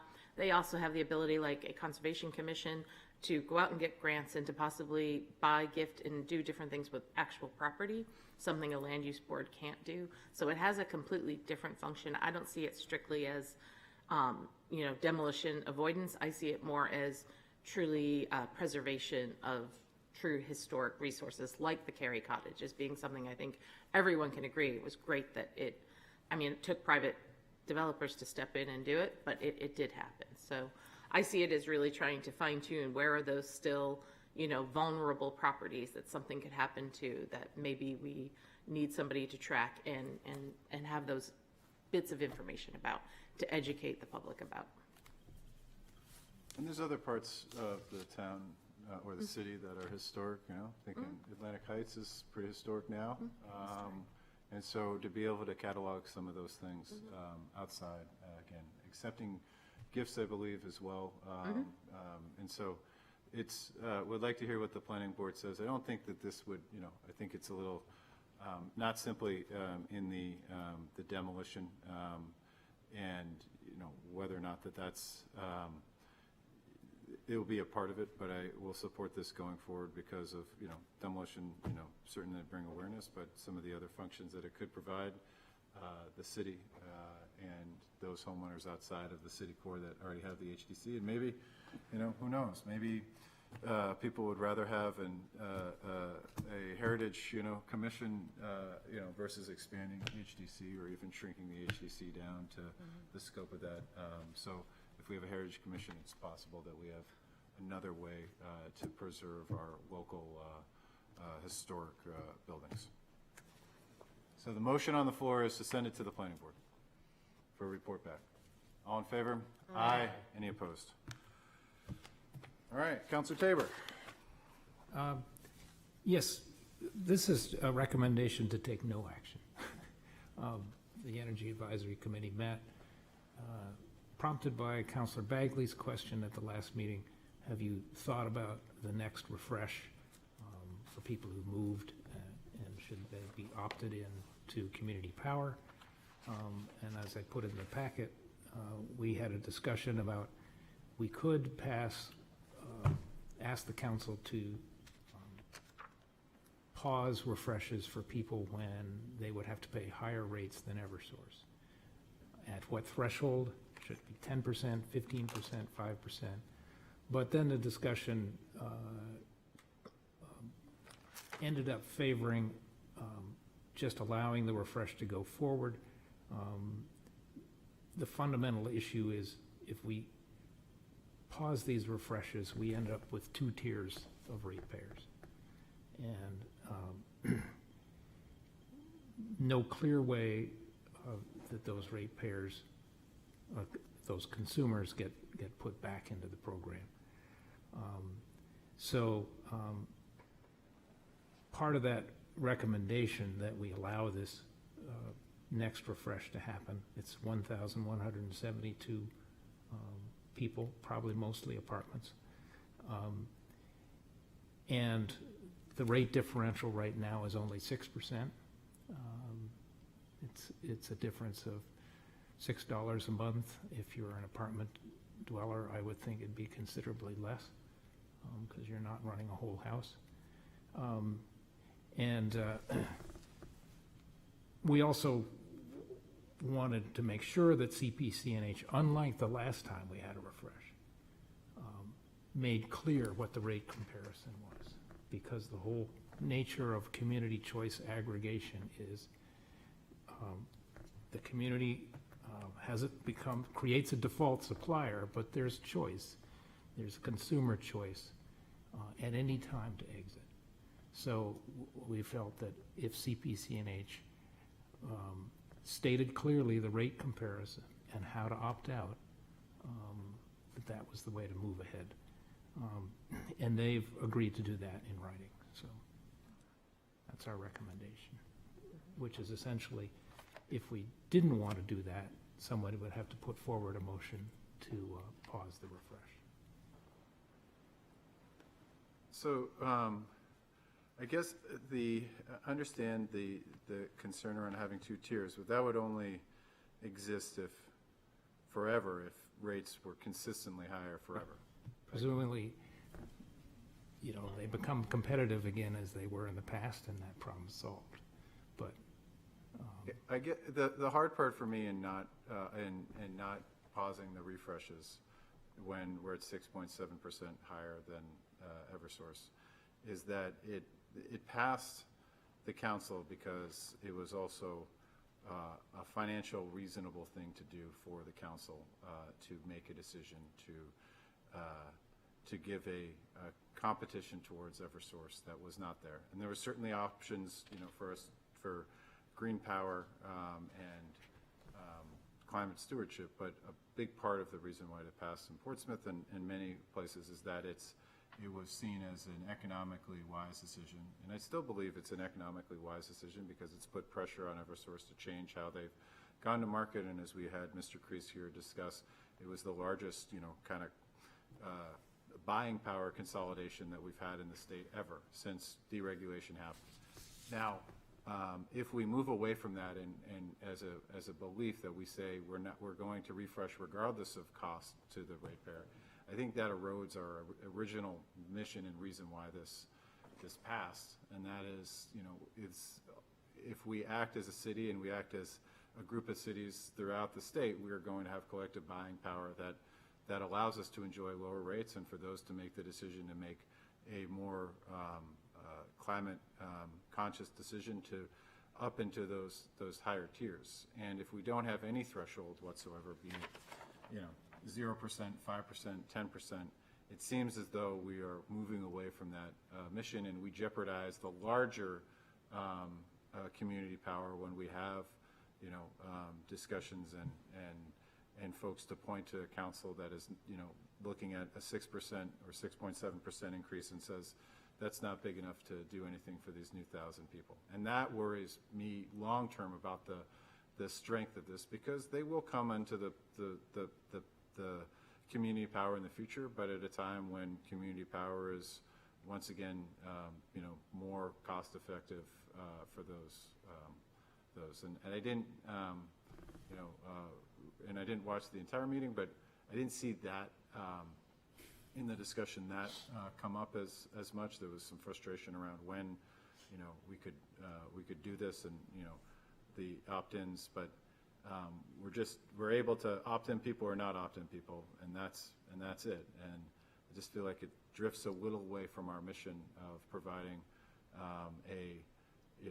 being a good, financial or a fiduciary for, the ports and taxpayers, even this an expanded role. Well, it was much easier when we were saving our residents a lot of money. The regulatory environment's changed. The Community Power Coalition had a tough winter in 2025 and needs to rebuild their reserve. So temporarily, they've had to add 2 cents to their rate. Long-term, that's a benefit, I think. I would argue it's a benefit to the customers because they will retire a line of credit. They won't have to pay interest. They'll have more ability to buy aggressively and hedge. I think I understand your concern, and it's been this program started off great, but it's not as much fun to advocate for it right now. I do think, to your point, if we didn't opt these people in, these 1,172 people, and Community Power Coalition next rate period becomes lower than Eversource, it's likely that those people wouldn't have a lot of awareness of that until somehow they realize, why wasn't I included in Community Power to get the better rate? But they would be in the future. If they were, because the rates are published in advance of the rates going into effect, they would be opted in on, the refresh would happen ahead of that next rate period as the refresh is happening now. Is that not the case? If we'd adopt a policy. Say we adopt a policy that as long as Community Power is more expensive than Eversource, we will not automatically refresh participants into the program. That would, ergo, if it's less expensive, Community Power is less expensive. Say right now, Community Power had come in at 13.949 versus 14.949, and it was below Eversource. By council policy, those 1,000 ratepayers would be opted into the next refresh. They should be. We've never encountered this situation. How long would it take? How smoothly would it go? Would they capture all those names? But yes, you're right. That's how it should work. But I'm guessing, so maybe educate me. Yeah, no, I was incorrect about the risk if CPCNH was more favorable. They would be opted in. Right, so if we had a policy, that says as long as Community Power is more expensive, we won't refresh. It would also send a goal to Community Power of New Hampshire that we prioritize, the decisions that they're going to make to be, first and foremost focused on delivering an effective and at least cost-neutral opportunity to consolidate ratepayers. If every community had that, it might push their decisions in the board levels to make decisions versus other projects, or in terms of focusing on, financial viability first. And then two, we would have not had the situation where, because, we didn't discuss it in December, when the rate was 30% higher versus 6.7% higher, we would have had a safeguard mechanism. The idea that, we have to discuss this every time, I think this would just go away, and we wouldn't have it as an informational item. We would simply just have the council policy that states this is where we are, and then it's back to the process of, CPNH doing what they, are trying to do. Right. We could adopt a policy tonight if there were a motion. I feel I should stand with the committee's recommendation. But we would have to do it tonight for this refresh. Correct. Yeah. Councilor Cook? Thank you, Your Honor. I have a question. Are the refresh dates set, that it has to be March and September? No, and this has been a concern that we talked about in the Energy Committee and relayed to CPC&H. Typically, in community choice aggregations around the country, it's every month. So we're not clear on why these have been so few and far between, but I think it would be much smoother if it were monthly. And I was told by Jackson Kaspari that they're working on that. Councilor Cook?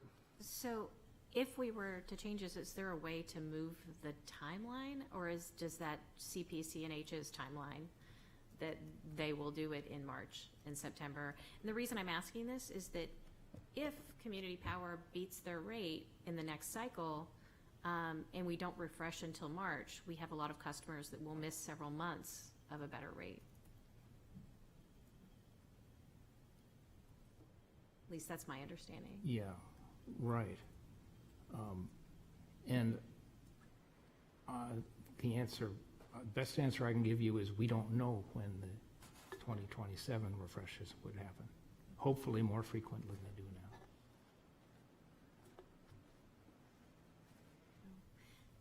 Councilor Cook? Thank you, Your Honor. I'm sorry I keep speaking up. As a former member of the Energy Advisory Committee, I don't remember Community Power ever doing refreshes until this year. It was kind of like they were getting established and then getting to a place where we're starting to go, oh, hey, we've had a lot of drop-offs because of people moving or new people moving into the community. So this is kind of a new reality, I feel like, the Energy Advisory Committee is dealing with and that CPC&H is dealing with. So I think everybody is still kind of learning what is the best policy, what is the best process moving forward. But my understanding is it's a 6% higher rate this term, but it's really a portion of a cent higher. Is that correct? Yes. Okay, so it's a portion of a cent higher. What exactly are the rates compared, Eversource and, for the public's awareness, Eversource and Community Power right now for the basic rate? Eversource will be at 14.009 cents, and Community Power will be at 14.959, I believe. 949. 949. So slightly less than a penny. Okay. And 70% of that difference is rebuilding the CPC&H's reserve. So once that's done, you would not see that recur. And that's progressing well.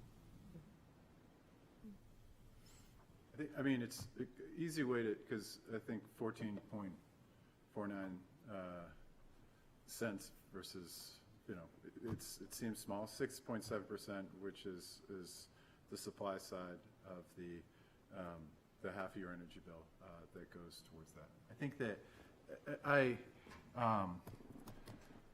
we had Mr. Crease here twice. He stated very clearly as the consumer advocate of New Hampshire that he would not refresh, customers in, when it was a higher rate, that's not something that, he would have done. I feel like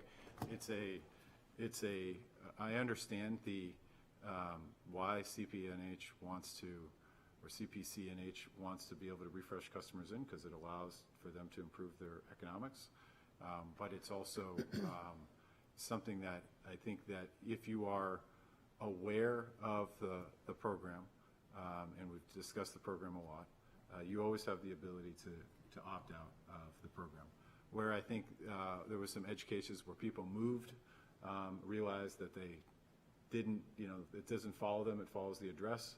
I don't see, for what we're gaining here in new customers, I don't see it, I see it as more a detriment to the program, more broadly than to focus on, we are going, and if anybody's upset about paying, the 2 tiers, they can opt out tomorrow, and so there's a mechanism for being able to do that. But what is great about CPC&H is that it allows us to have, Eversource focuses on transmission. That's the business that they're in.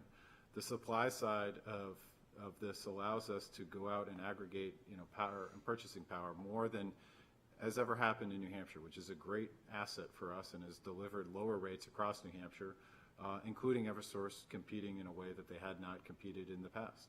And so that's a great system to keep, but I worry that if we opt in people when arbitrarily 6.7%, I mean, we would have argued we wouldn't have opted in when it's 30% over if we had this, if they had come to the council in the time. So the question is, where is the dividing line? And I think the easiest one is to say, if it's more expensive, we don't do the refresh, and if it's not, then we do. That seems like it's an easy way to be able to grab everybody that we can, and forces CPC&H to make decisions that the idea that the refresh can only happen in September when the rate period is in August doesn't make a lot of sense, and kind of aligns to the fact that probably works out in their favor to be able to keep as many people as possible. And so I would rather see us have a system that puts a line in the sand and says, hey, we're not adding people when it's more expensive, and if you would like to be one of those people, you have the option, on the website to go opt out of this. And so I guess I'm really waiting for a motion to have to have a city council policy that states if the rates are higher, if CPC&H rates are higher, we do not have a refresh of users in the city of Portsmouth. If I could speak to that motion, I would want. We would have to have it. Okay. We'd have to have the motion on the floor to speak to it. I'll make the motion for, do you need a second, or do you? No, I need a motion and a second. I'll make the motion for this. I'll second. Councilor Flynn. Oh, sorry, Councilor Hopkins. One of those. One of you down there. You people on the council. Would, in reading through this blurb from the Energy Advisory Committee, it looks like some people did favor holding back when the rates were 5 to 10% higher. I think my question to your motion would be, can we put a number on this instead of just a broad when it's higher and when it's lower, to kind of narrow that in, because I don't know, I think a number would be a cleaner move forward of when it's X amount higher versus not, versus just a broad. It certainly could be amended. I wouldn't support that amendment only because the number that I've picked, or I would like to see, is 0, because that's a number that's very defensible. It's hard for me to say to somebody that just moved here or is refreshed in that works. We accept 5% as an increase versus 0%. I think that it gets into it's a lot harder to defend where we're lining, putting the sand there. I mean, I think 5% would be better than where we are now, which is no policy, but it seems a lot easier, and knowing that it's going to, CPC&H is going to have lower rates in the future, or they will cease to exist as an entity in the state of New Hampshire that's offering this, because people aren't going to forever subsidize something that's not going to be more cost effective for them, that has the benefit of allowing people that want to make a greener choice to make that greener choice. Councilor Moreau? This is more of a question, I don't know if anyone can answer this, but if you aren't refreshed in. Since it's my motion, sorry. Assistant Mayor. It's actually the assistant mayor's motion. Yeah, now it was the assistant mayor's motion. It was your chat. In any event, if somebody is not refreshed into the program, do they have an option to opt into it prior to that. Yes. Well, then it's a no-brainer for me.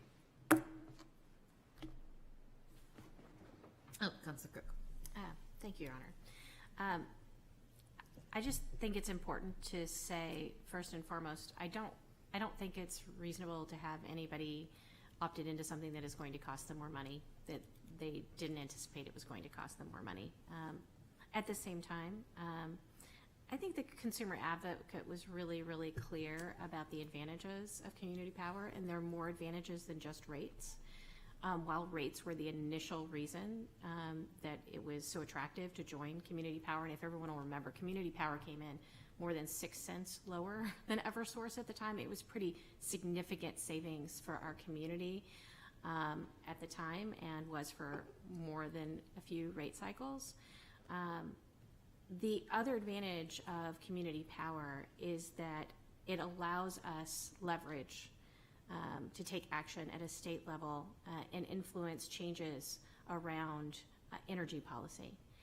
And right now, the Public Utilities Commission has put its thumb on the scale in favor of Eversource in many cases, and Unitil as well, which is one of the major providers in the state, providing them special opportunities to compete in ways that they did not have before community power was created. So community power, when it was created, Eversource was not allowed to buy on the spot market. Eversource and Unitil, neither of them were. They had to go out to the market at one time and purchase power, and then their rates came in higher. And the PUC then allowed them to change their model temporarily because of high rates, which is beneficial to consumers across the state that were stuck with Eversource and Unitil. But at the same time, it creates a little bit of unfair competition because they also allow them to then hedge their losses for a longer term than they should be allowed to. So that's why their rates are artificially low this time, because they were able to take the losses that they suffered over the last winter and spread them out over a year. Whereas entities like Community Power are trying to recoup those losses in the best interests of their consumers. Eversource doesn't have to think about that. And Eversource tried, in many cases, also to take their losses and to administer those over your service costs instead of doing it over their on the supply side. So in essence, leveraging it over all customers across the board, whether or not they were Eversource customers for supply side. So the PUC oftentimes lets these big players kind of have unfair advantage when it comes to competition in this market. And the only check on that is really programs like Community Power. So that's the advantage, is that we are community operated. We have representation on the board. We have representation across the state for all the communities that are part of Community Power, and even counties. And so I think there are other advantages to community power, and we are forced into this situation now that we have to weaken community power a little, the very entity that we are a part of, by not allowing a refresh of 1,172 customers. And if other communities are doing this across the state, that is slowly weakening their power across the state when that's an entity that we belong to. So I think this is a really hard decision for a differential that's this small. I think it's reasonable to say we will only refresh when the rates are 5% or so higher, because if we're not doing that on a regular basis and the rate is 1% higher and it's the difference of 0.01 cent on a rate, we are just weakening our own power within the state to make change to energy rates. And let me remind you that we are in the highest rate zone in the entire country in New England because of the way that our energy is regulated here. Thank you. Any more questions or? Your Assistant Mayor. Yes. Based on what Councilor Hopkins has said and Councilor Cook has said, I would propose an amendment to the motion we now have, that we not refresh when the difference with Eversource is 10% higher.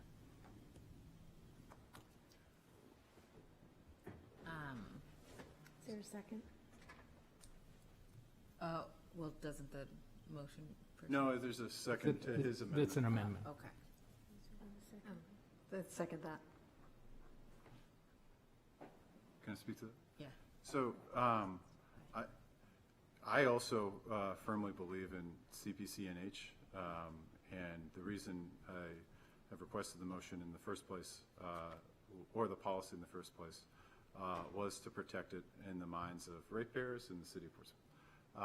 I think that while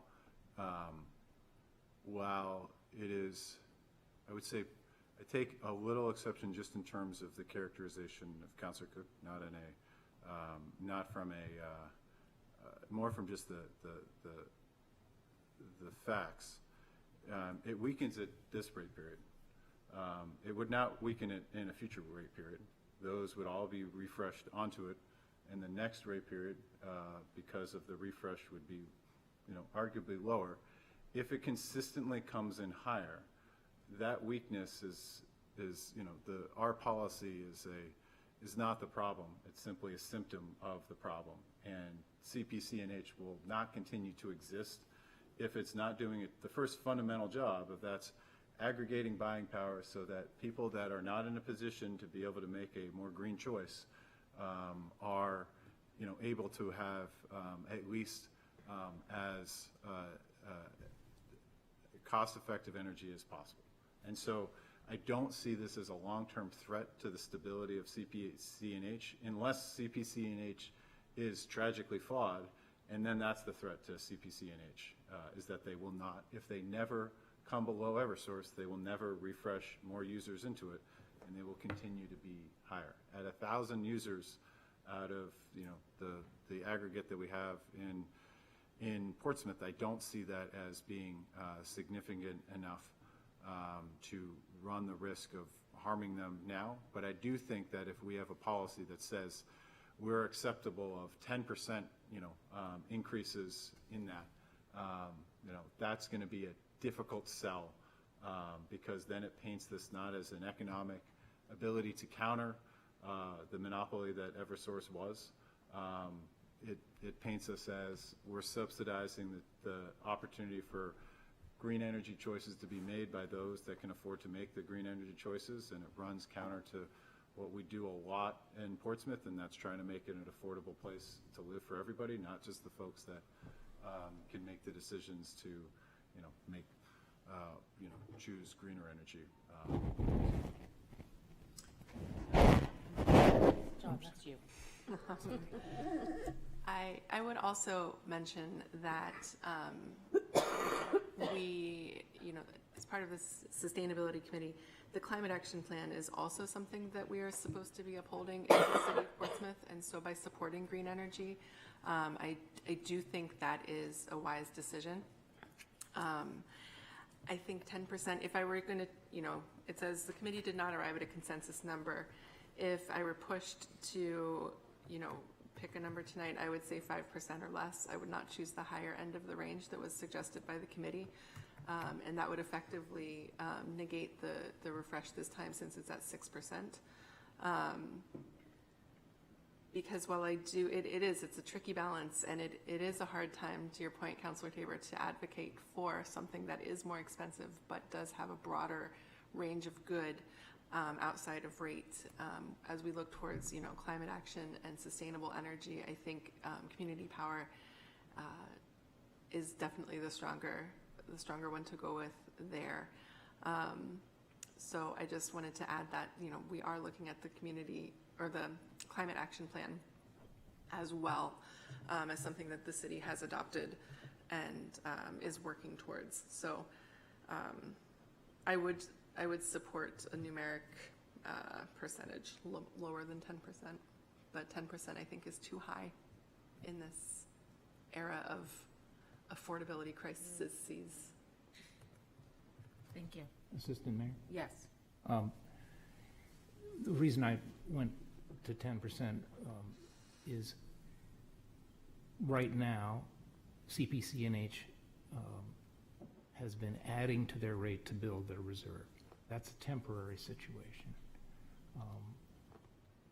But it puts them at a competitive disadvantage.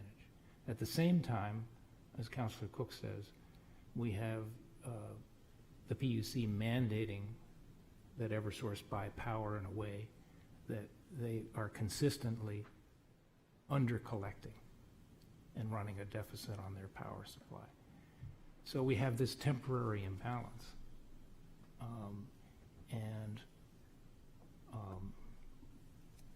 I would argue that if we're committed to CPC&H, and that's our policy direction, we set a 10% differential, recognizing that we can always come back once the reserves are rebuilt, perhaps if there's changes in the PUC's approach, and do what the mayor suggests, and not refresh if there's any difference in price.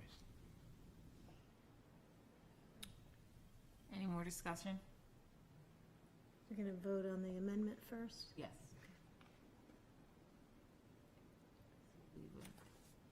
Roll call for the. Can we restate the amendment? Is it 10% now? Yeah. It is Can we 10%. restate the motion with the amendment? Yeah. Oh, we're going to vote on the amendment, just the amendment, just the then the 10%. Just the underlying motion. amendment. 0 to 10%. Yes. Okay, do you want to call the roll? Assistant Mayor Why don't Kelly? you start with me, Oh. because she's I the- got the gavel. Oh, because you got the gavel. Okay. Mayor McCackron? No. Assistant Mayor Kelly? Or do I go backwards? It's fine. Assistant Mayor goes last. Yeah, Okay. Assistant Mayor goes last. Counselor Cook? No. Counselor Tabor? Yes. Counselor Moreau? No. Counselor Flynn? No. Counselor Hopkins? No. Assistant Mayor Kelly? No. So go back to the original motion? Yes, so the original motion is, To no refresh if the cost exceeds Eversource? Is that the, The rates are higher, do not have a refresh. Correct. Can we then make an amendment? yes, Counselor Hopkins, then. Go ahead. Oh, You go. I'd like to offer an amendment of 5%. Is there a second? I'll say. Okay. Any, Just a point of, yes. do Robert's rules, and I don't know this, if we had discussed that originally, is that allowed to be taken up at a different percentage, since we had discussed 10% and then 5%? Or can we come to a number at, an infinite amount of times to I wouldn't do that. a number that passed? I think that you're okay in the same meeting, discussing it within the same discussion. I think you're thinking about a motion to reconsider in a next Okay. meeting. That would be prohibited. Okay. Any discussion? Okay, we'll call the roll. Mayor McCackron? No. Counselor Cook? Yes. Counselor Tabor? Yes. Counselor Moreau? No. Counselor Flynn? Yes. Counselor Hopkins? Yes. Assistant Mayor Kelly? No. That passes 4-3. 4-3. And that will pass. I know you can, one more, we got, Oh, yeah, one more We got vote on the ordinance as amended. Or The policy is the amended? policy. the motion, yeah, I guess the policy. Motion? Yeah. It's a policy, I guess, the motion as amended. Okay. Mayor McCackron? Yes. Counselor Cook? Yes. Counselor Tabor? No. Counselor Moreau? Yes. Counselor Flynn? Yes. Counselor Hopkins? Yes. Assistant Mayor Kelly? Yes. Motion passes. All right. Now passes. Can we go to the bathroom? What's this? Can we have a short bathroom? Oh, break? sure, yeah. Move to adjourn, 5 minutes.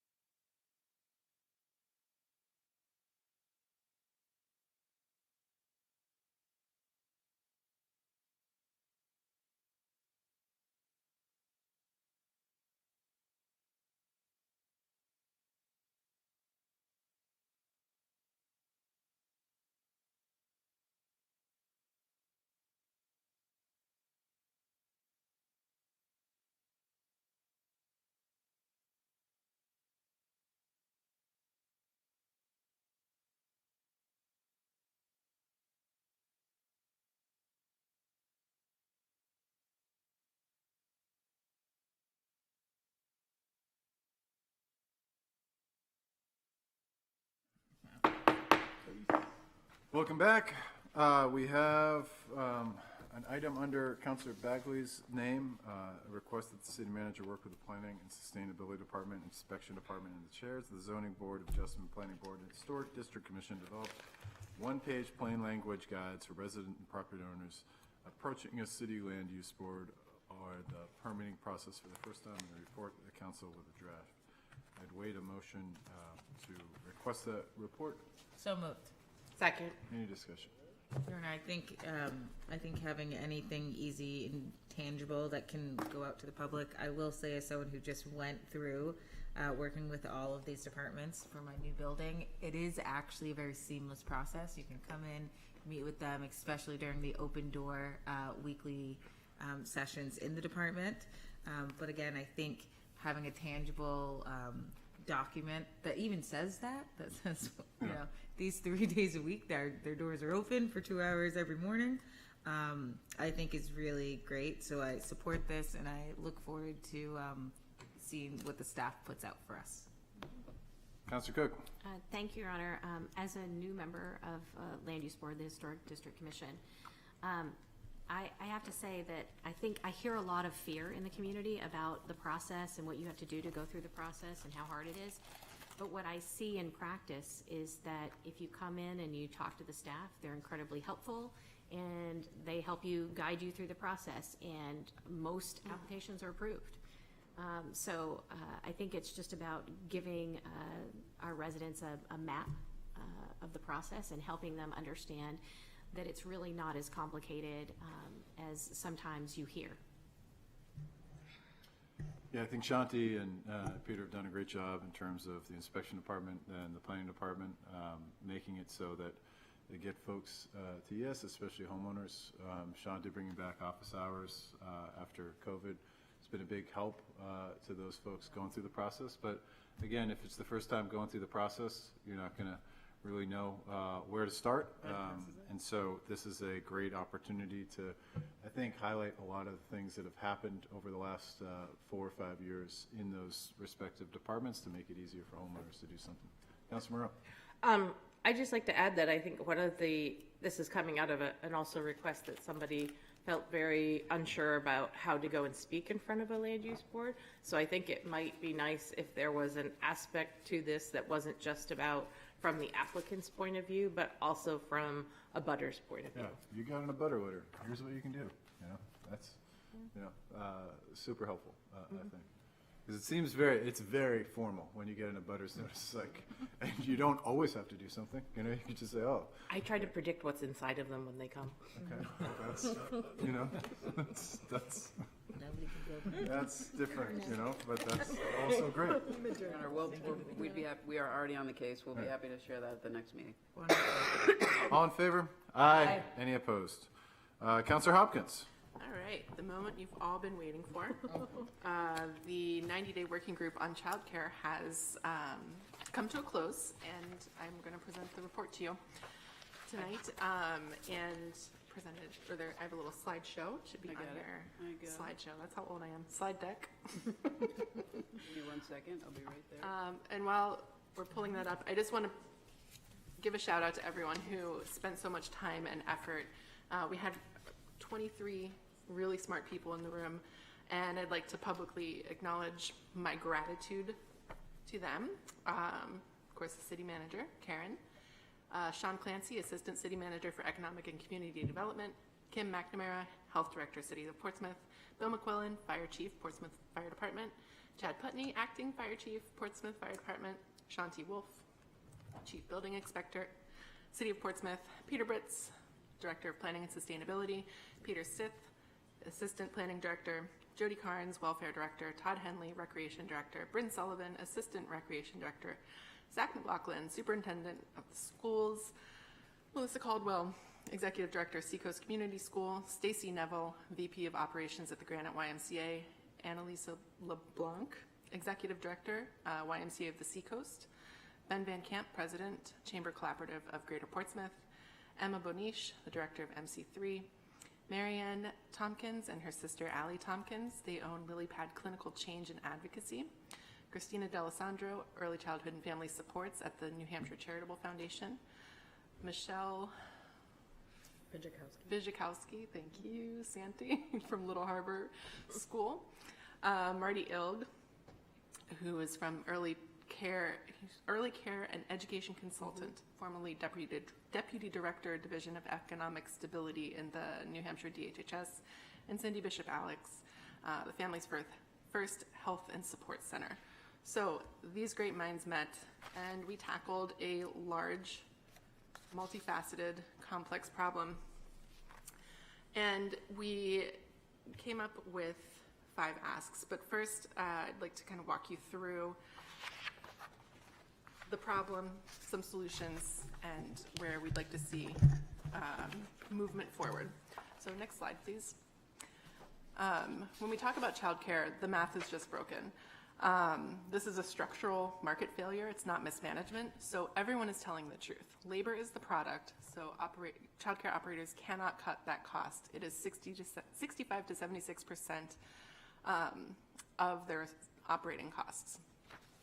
However, these staff earn low wages, $16 to $20 an hour, which is well below what MIT's affordable living wage study came out in February, stating that $25 an hour is a living wage for a single adult, and $46.61 if you have one child. For reference, there is a downtown restaurant that decided to abide by these new standard of living wage guidelines, and they pay $27 an hour to work at a restaurant versus $16 to $20 an hour to care for our children. Families, however, are already maxed out. They cannot absorb the cost of this. When we surveyed our Seacoast families, 53% of people pay $2,000 a month or more just for childcare. If we were to try and close the wage gap, that would add another almost $400 a month, and that's just not something that people can absorb. So there just really isn't a tuition number that pays educators a living wage and remains affordable for Seacoast families. Next slide, please. This is just a snapshot of published rates for infant care, toddler care, and preschool. You'll note that infant care is the highest rates, and these are the hardest rooms to keep open because of the high staffing ratios that are state mandated at 3 to 1. That's why cost is the highest there. So for a year of just one infant going to full-time childcare, it costs $19,000 to $24,000 a year. And the Seacoast seems to run about 13 to 43% above the New Hampshire statewide average. And just for comparison, UNH in-state tuition is $16,000 a year. So if we took that out by week, that would be $308 a week. It's tuition, I saw that. It's tuition without room and board, just base tuition.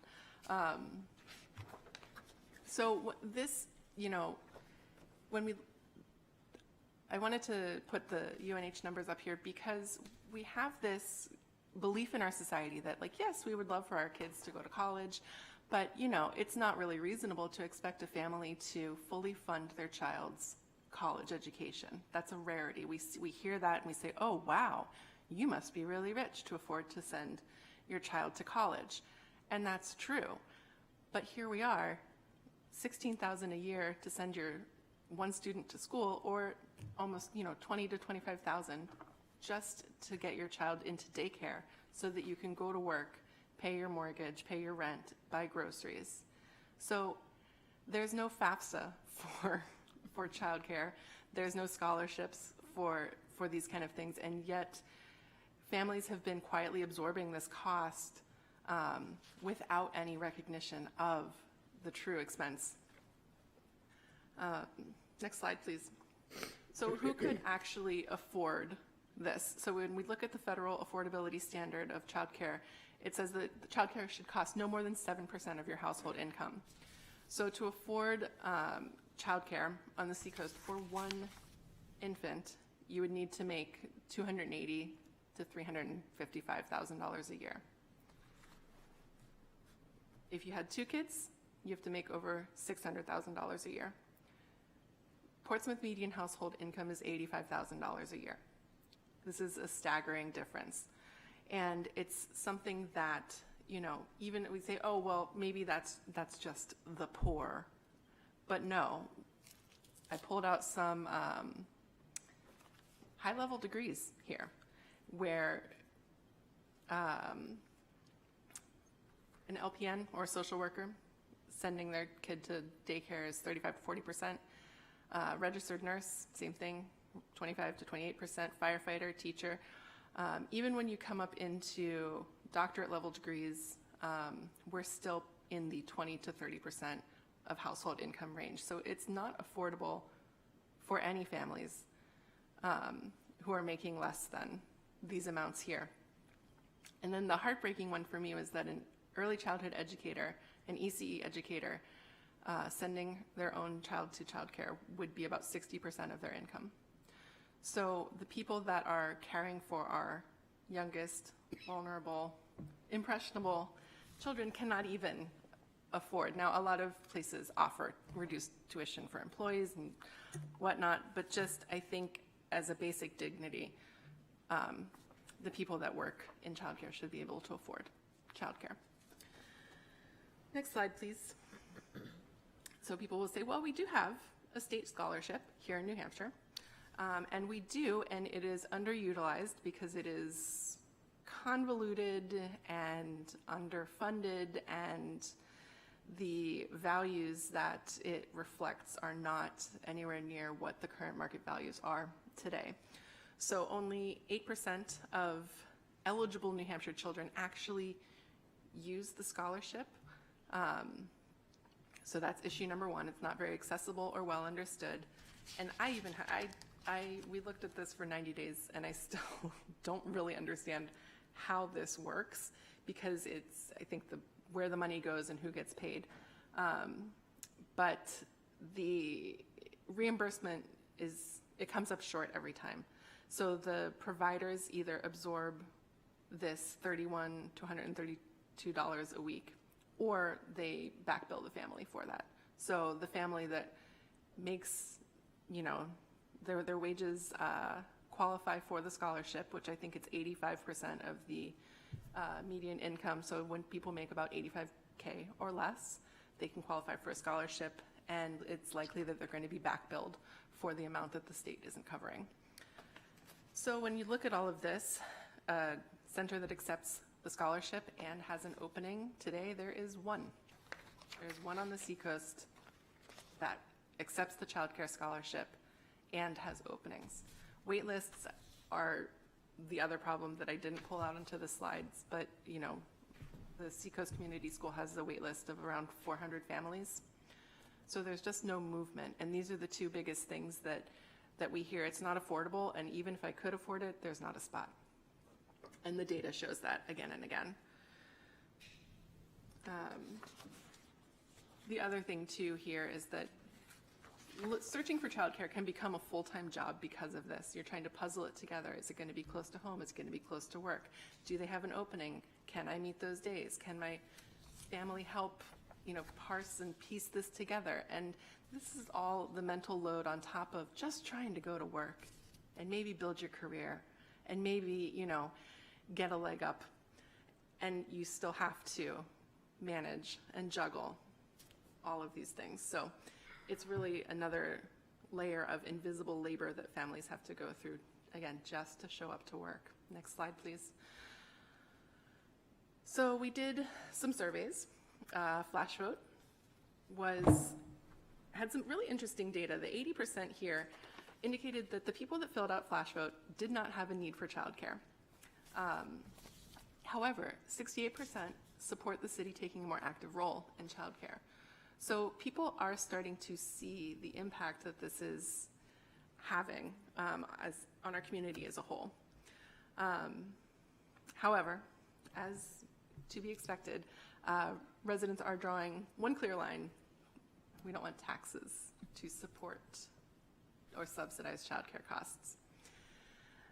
We also conducted an informal survey and we had about 195 responses.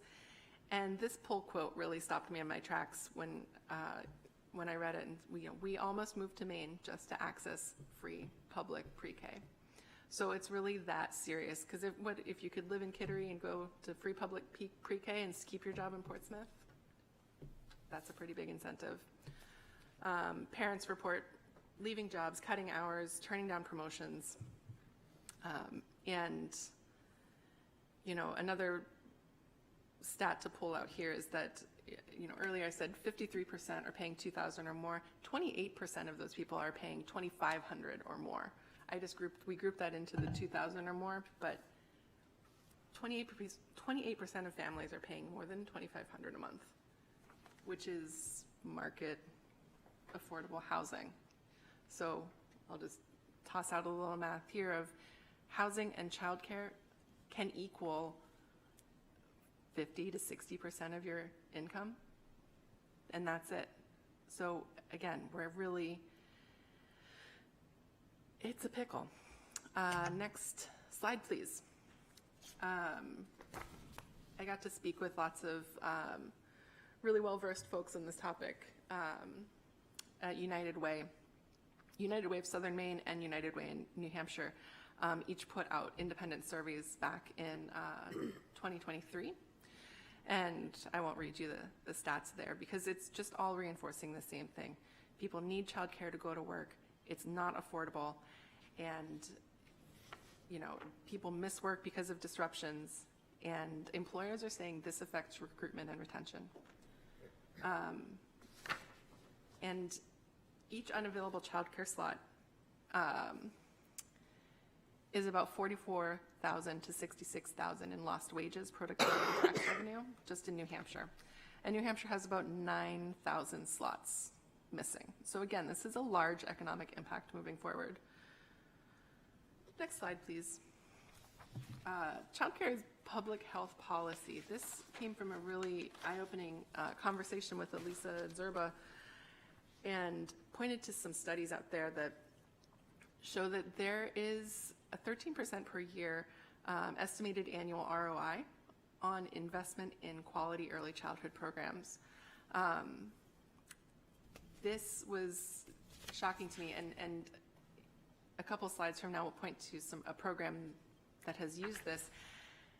There are larger cities in our country. Denver comes to mind, I think San Antonio, but they've taken this data from the Heckman study and implemented it, and they are seeing this 13% a year. So it really, the data that is published, and that's all in the report if you want to dig into it, has been enacted in Denver for decades now, and people have finally signed it into law because it does work. It's also a major factor of intergenerational poverty.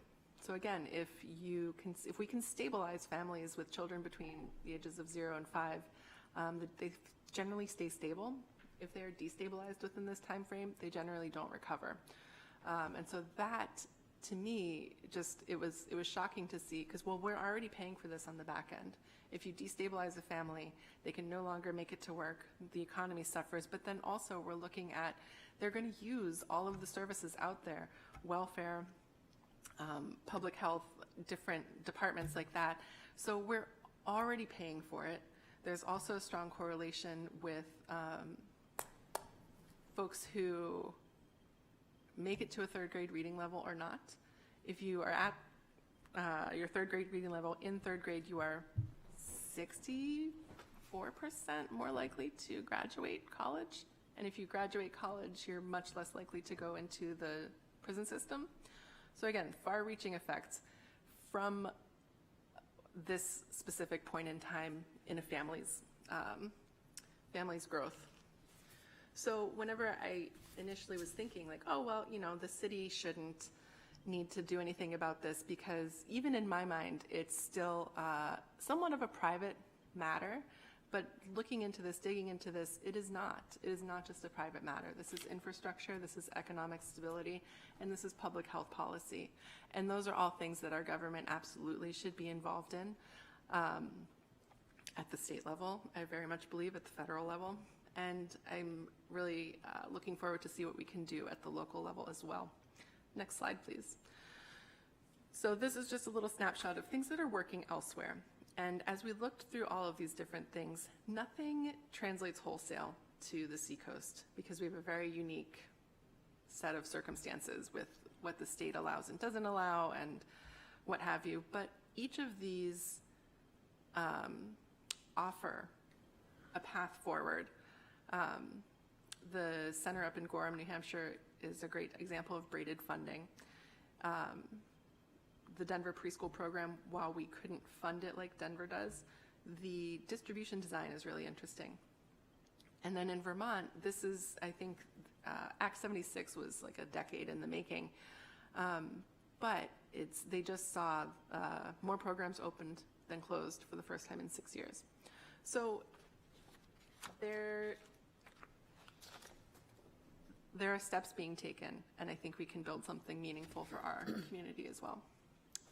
Next slide here. So the things that could be possible here without new taxes.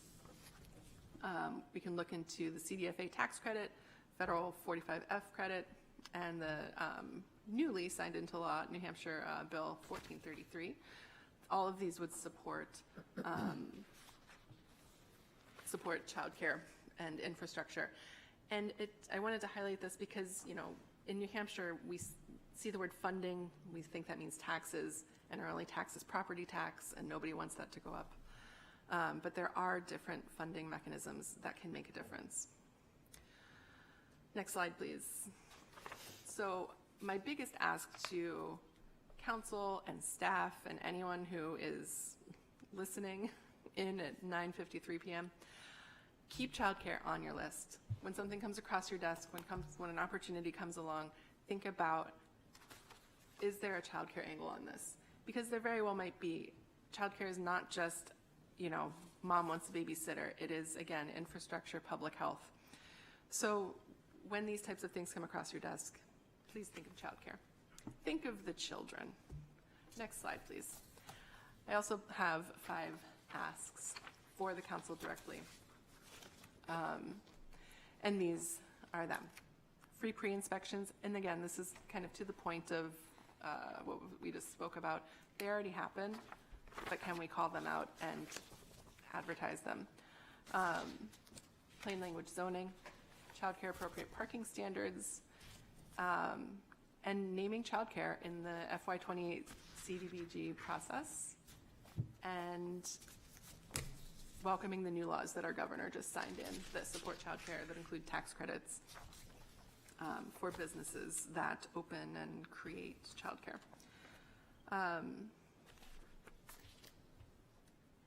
Next slide. So that's all I'm asking tonight. Read the report, share the report, act on the 5 items, and just keep childcare in the frame. It's not something that we created, and we certainly can't solve it alone, but I will always be grateful that Portsmouth allowed me to convene this table of minds, did the work, and, you know, helped produce this report so that we can anchor some regional change and let this model spread out and hopefully take a hit at this unimaginable crisis. So thank you. Thank you very much, Councilor Hopkins. Great work. I am looking forward to kindergarten starting for my youngest. It means that we made it out of a significant amount of money. Yep. Go on vacation with them.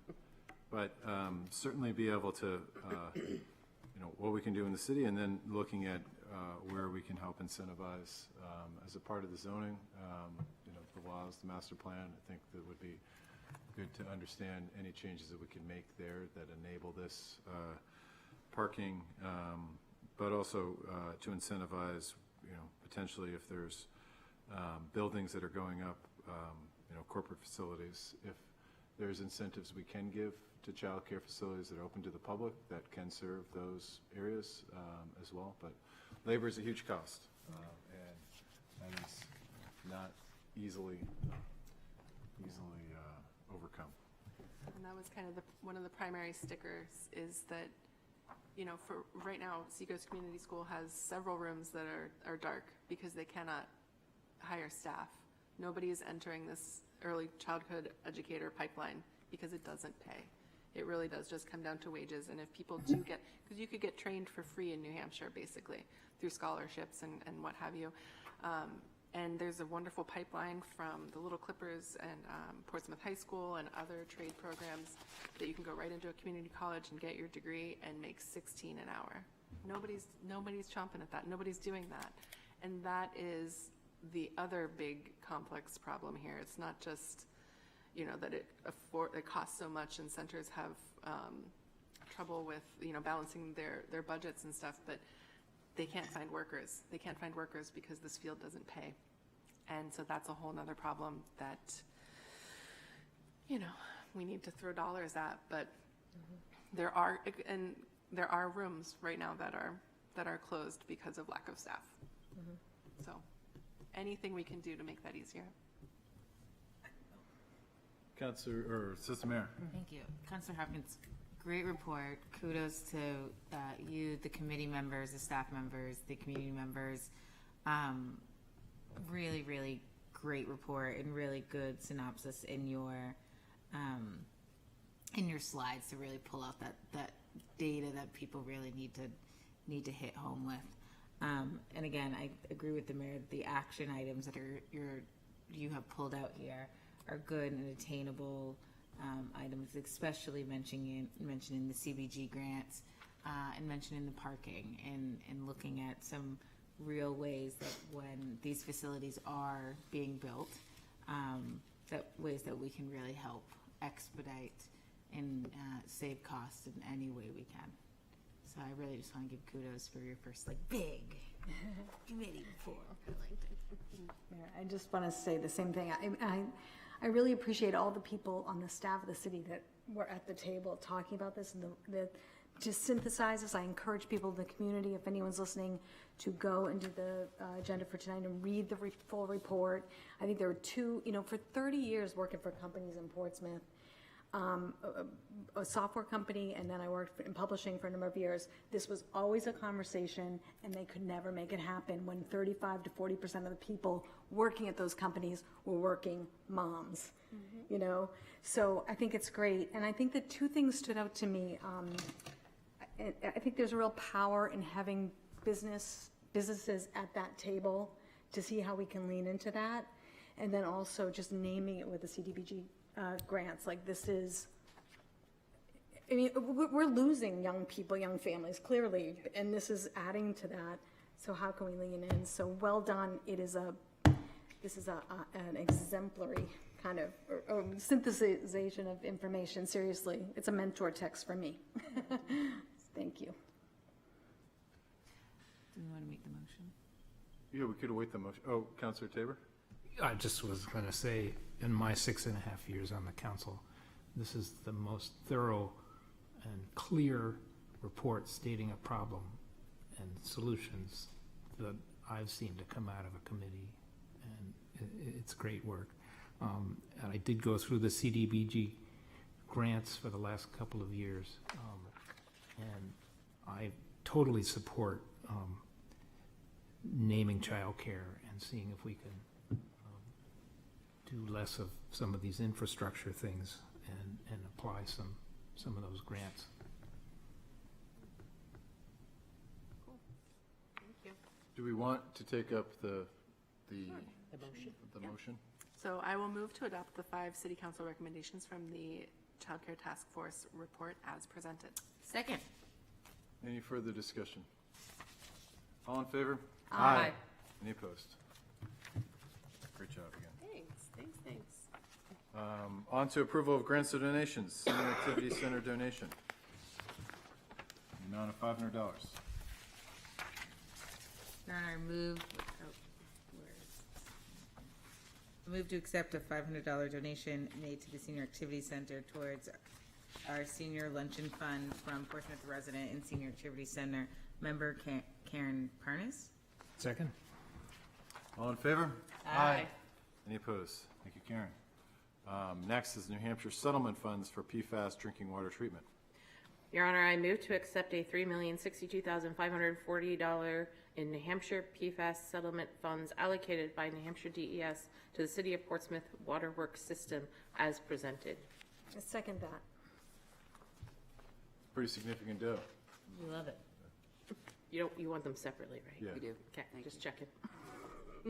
Any discussion? And this is, money is accounted for and it will offset potentially future sewer rate. No? Water. To say thank you to the staff that worked on getting these grants. These are really significant grants. All in favor? Aye. Any opposed? I will continue and move to accept a $1,563,527 in New Hampshire PFAS settlement funds allocated by New Hampshire DES to the city for the Peace Trade Port System as presented. Second. Second. Any discussion? Doing a great job to the staff and look forward to seeing these in the debt schedule at some point in the future on the water and sewer. All in favor? Aye. Any opposed? City manager's informational items. Thank you, Your Honor. We have 4 that remain. The first one is a report back on the establishment of a implementation tool to accompany the policy 2025-02, which established the city's arts and cultural banner program. What we have proposed for you is a pilot to try and understand the need and the interest in getting involved with something like this. We want to make it clear that this will be a city program and that these banners will not constitute don't want to call into question that these are anything other than government speech, so as to not create a public forum area. So what we're trying to do is gauge interest, and we will propose 2 display periods starting for 2027. These are an area known as Exhibit A, or downtown, and the idea would be that we would accept applications from entities from January 1 to February 15th for banners to run April through June, and then a similar time frame, April 1 to May 15th, for banners to run July through September. What we're avoiding is bad weather months. And again, at the end of 2027, we will share back with the council the relative success or interest level in the banner policy. Councilor Cook? Thank you for all the work that went into examining this banner policy, and the Arts and Cultural Commission reviewed it with the staff. Thank you to the staff for presenting to the Arts and Cultural Commission as well, and there are several organizations that have already expressed some interest, so I'm excited to see how this rolls out. Great.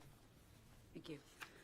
The second item relates to a report back on the city's complete street policy, and the information's in your packet, and what I think we would just reiterate and drive home is that the design guidelines as part of the complete streets policy are intended as a reference for how to accommodate all users on city streets, and we have been adhering to this in the spirit of this policy for 9 years now, and we continue to do so, and we're happy to discuss any projects that do speak to complete streets adherence.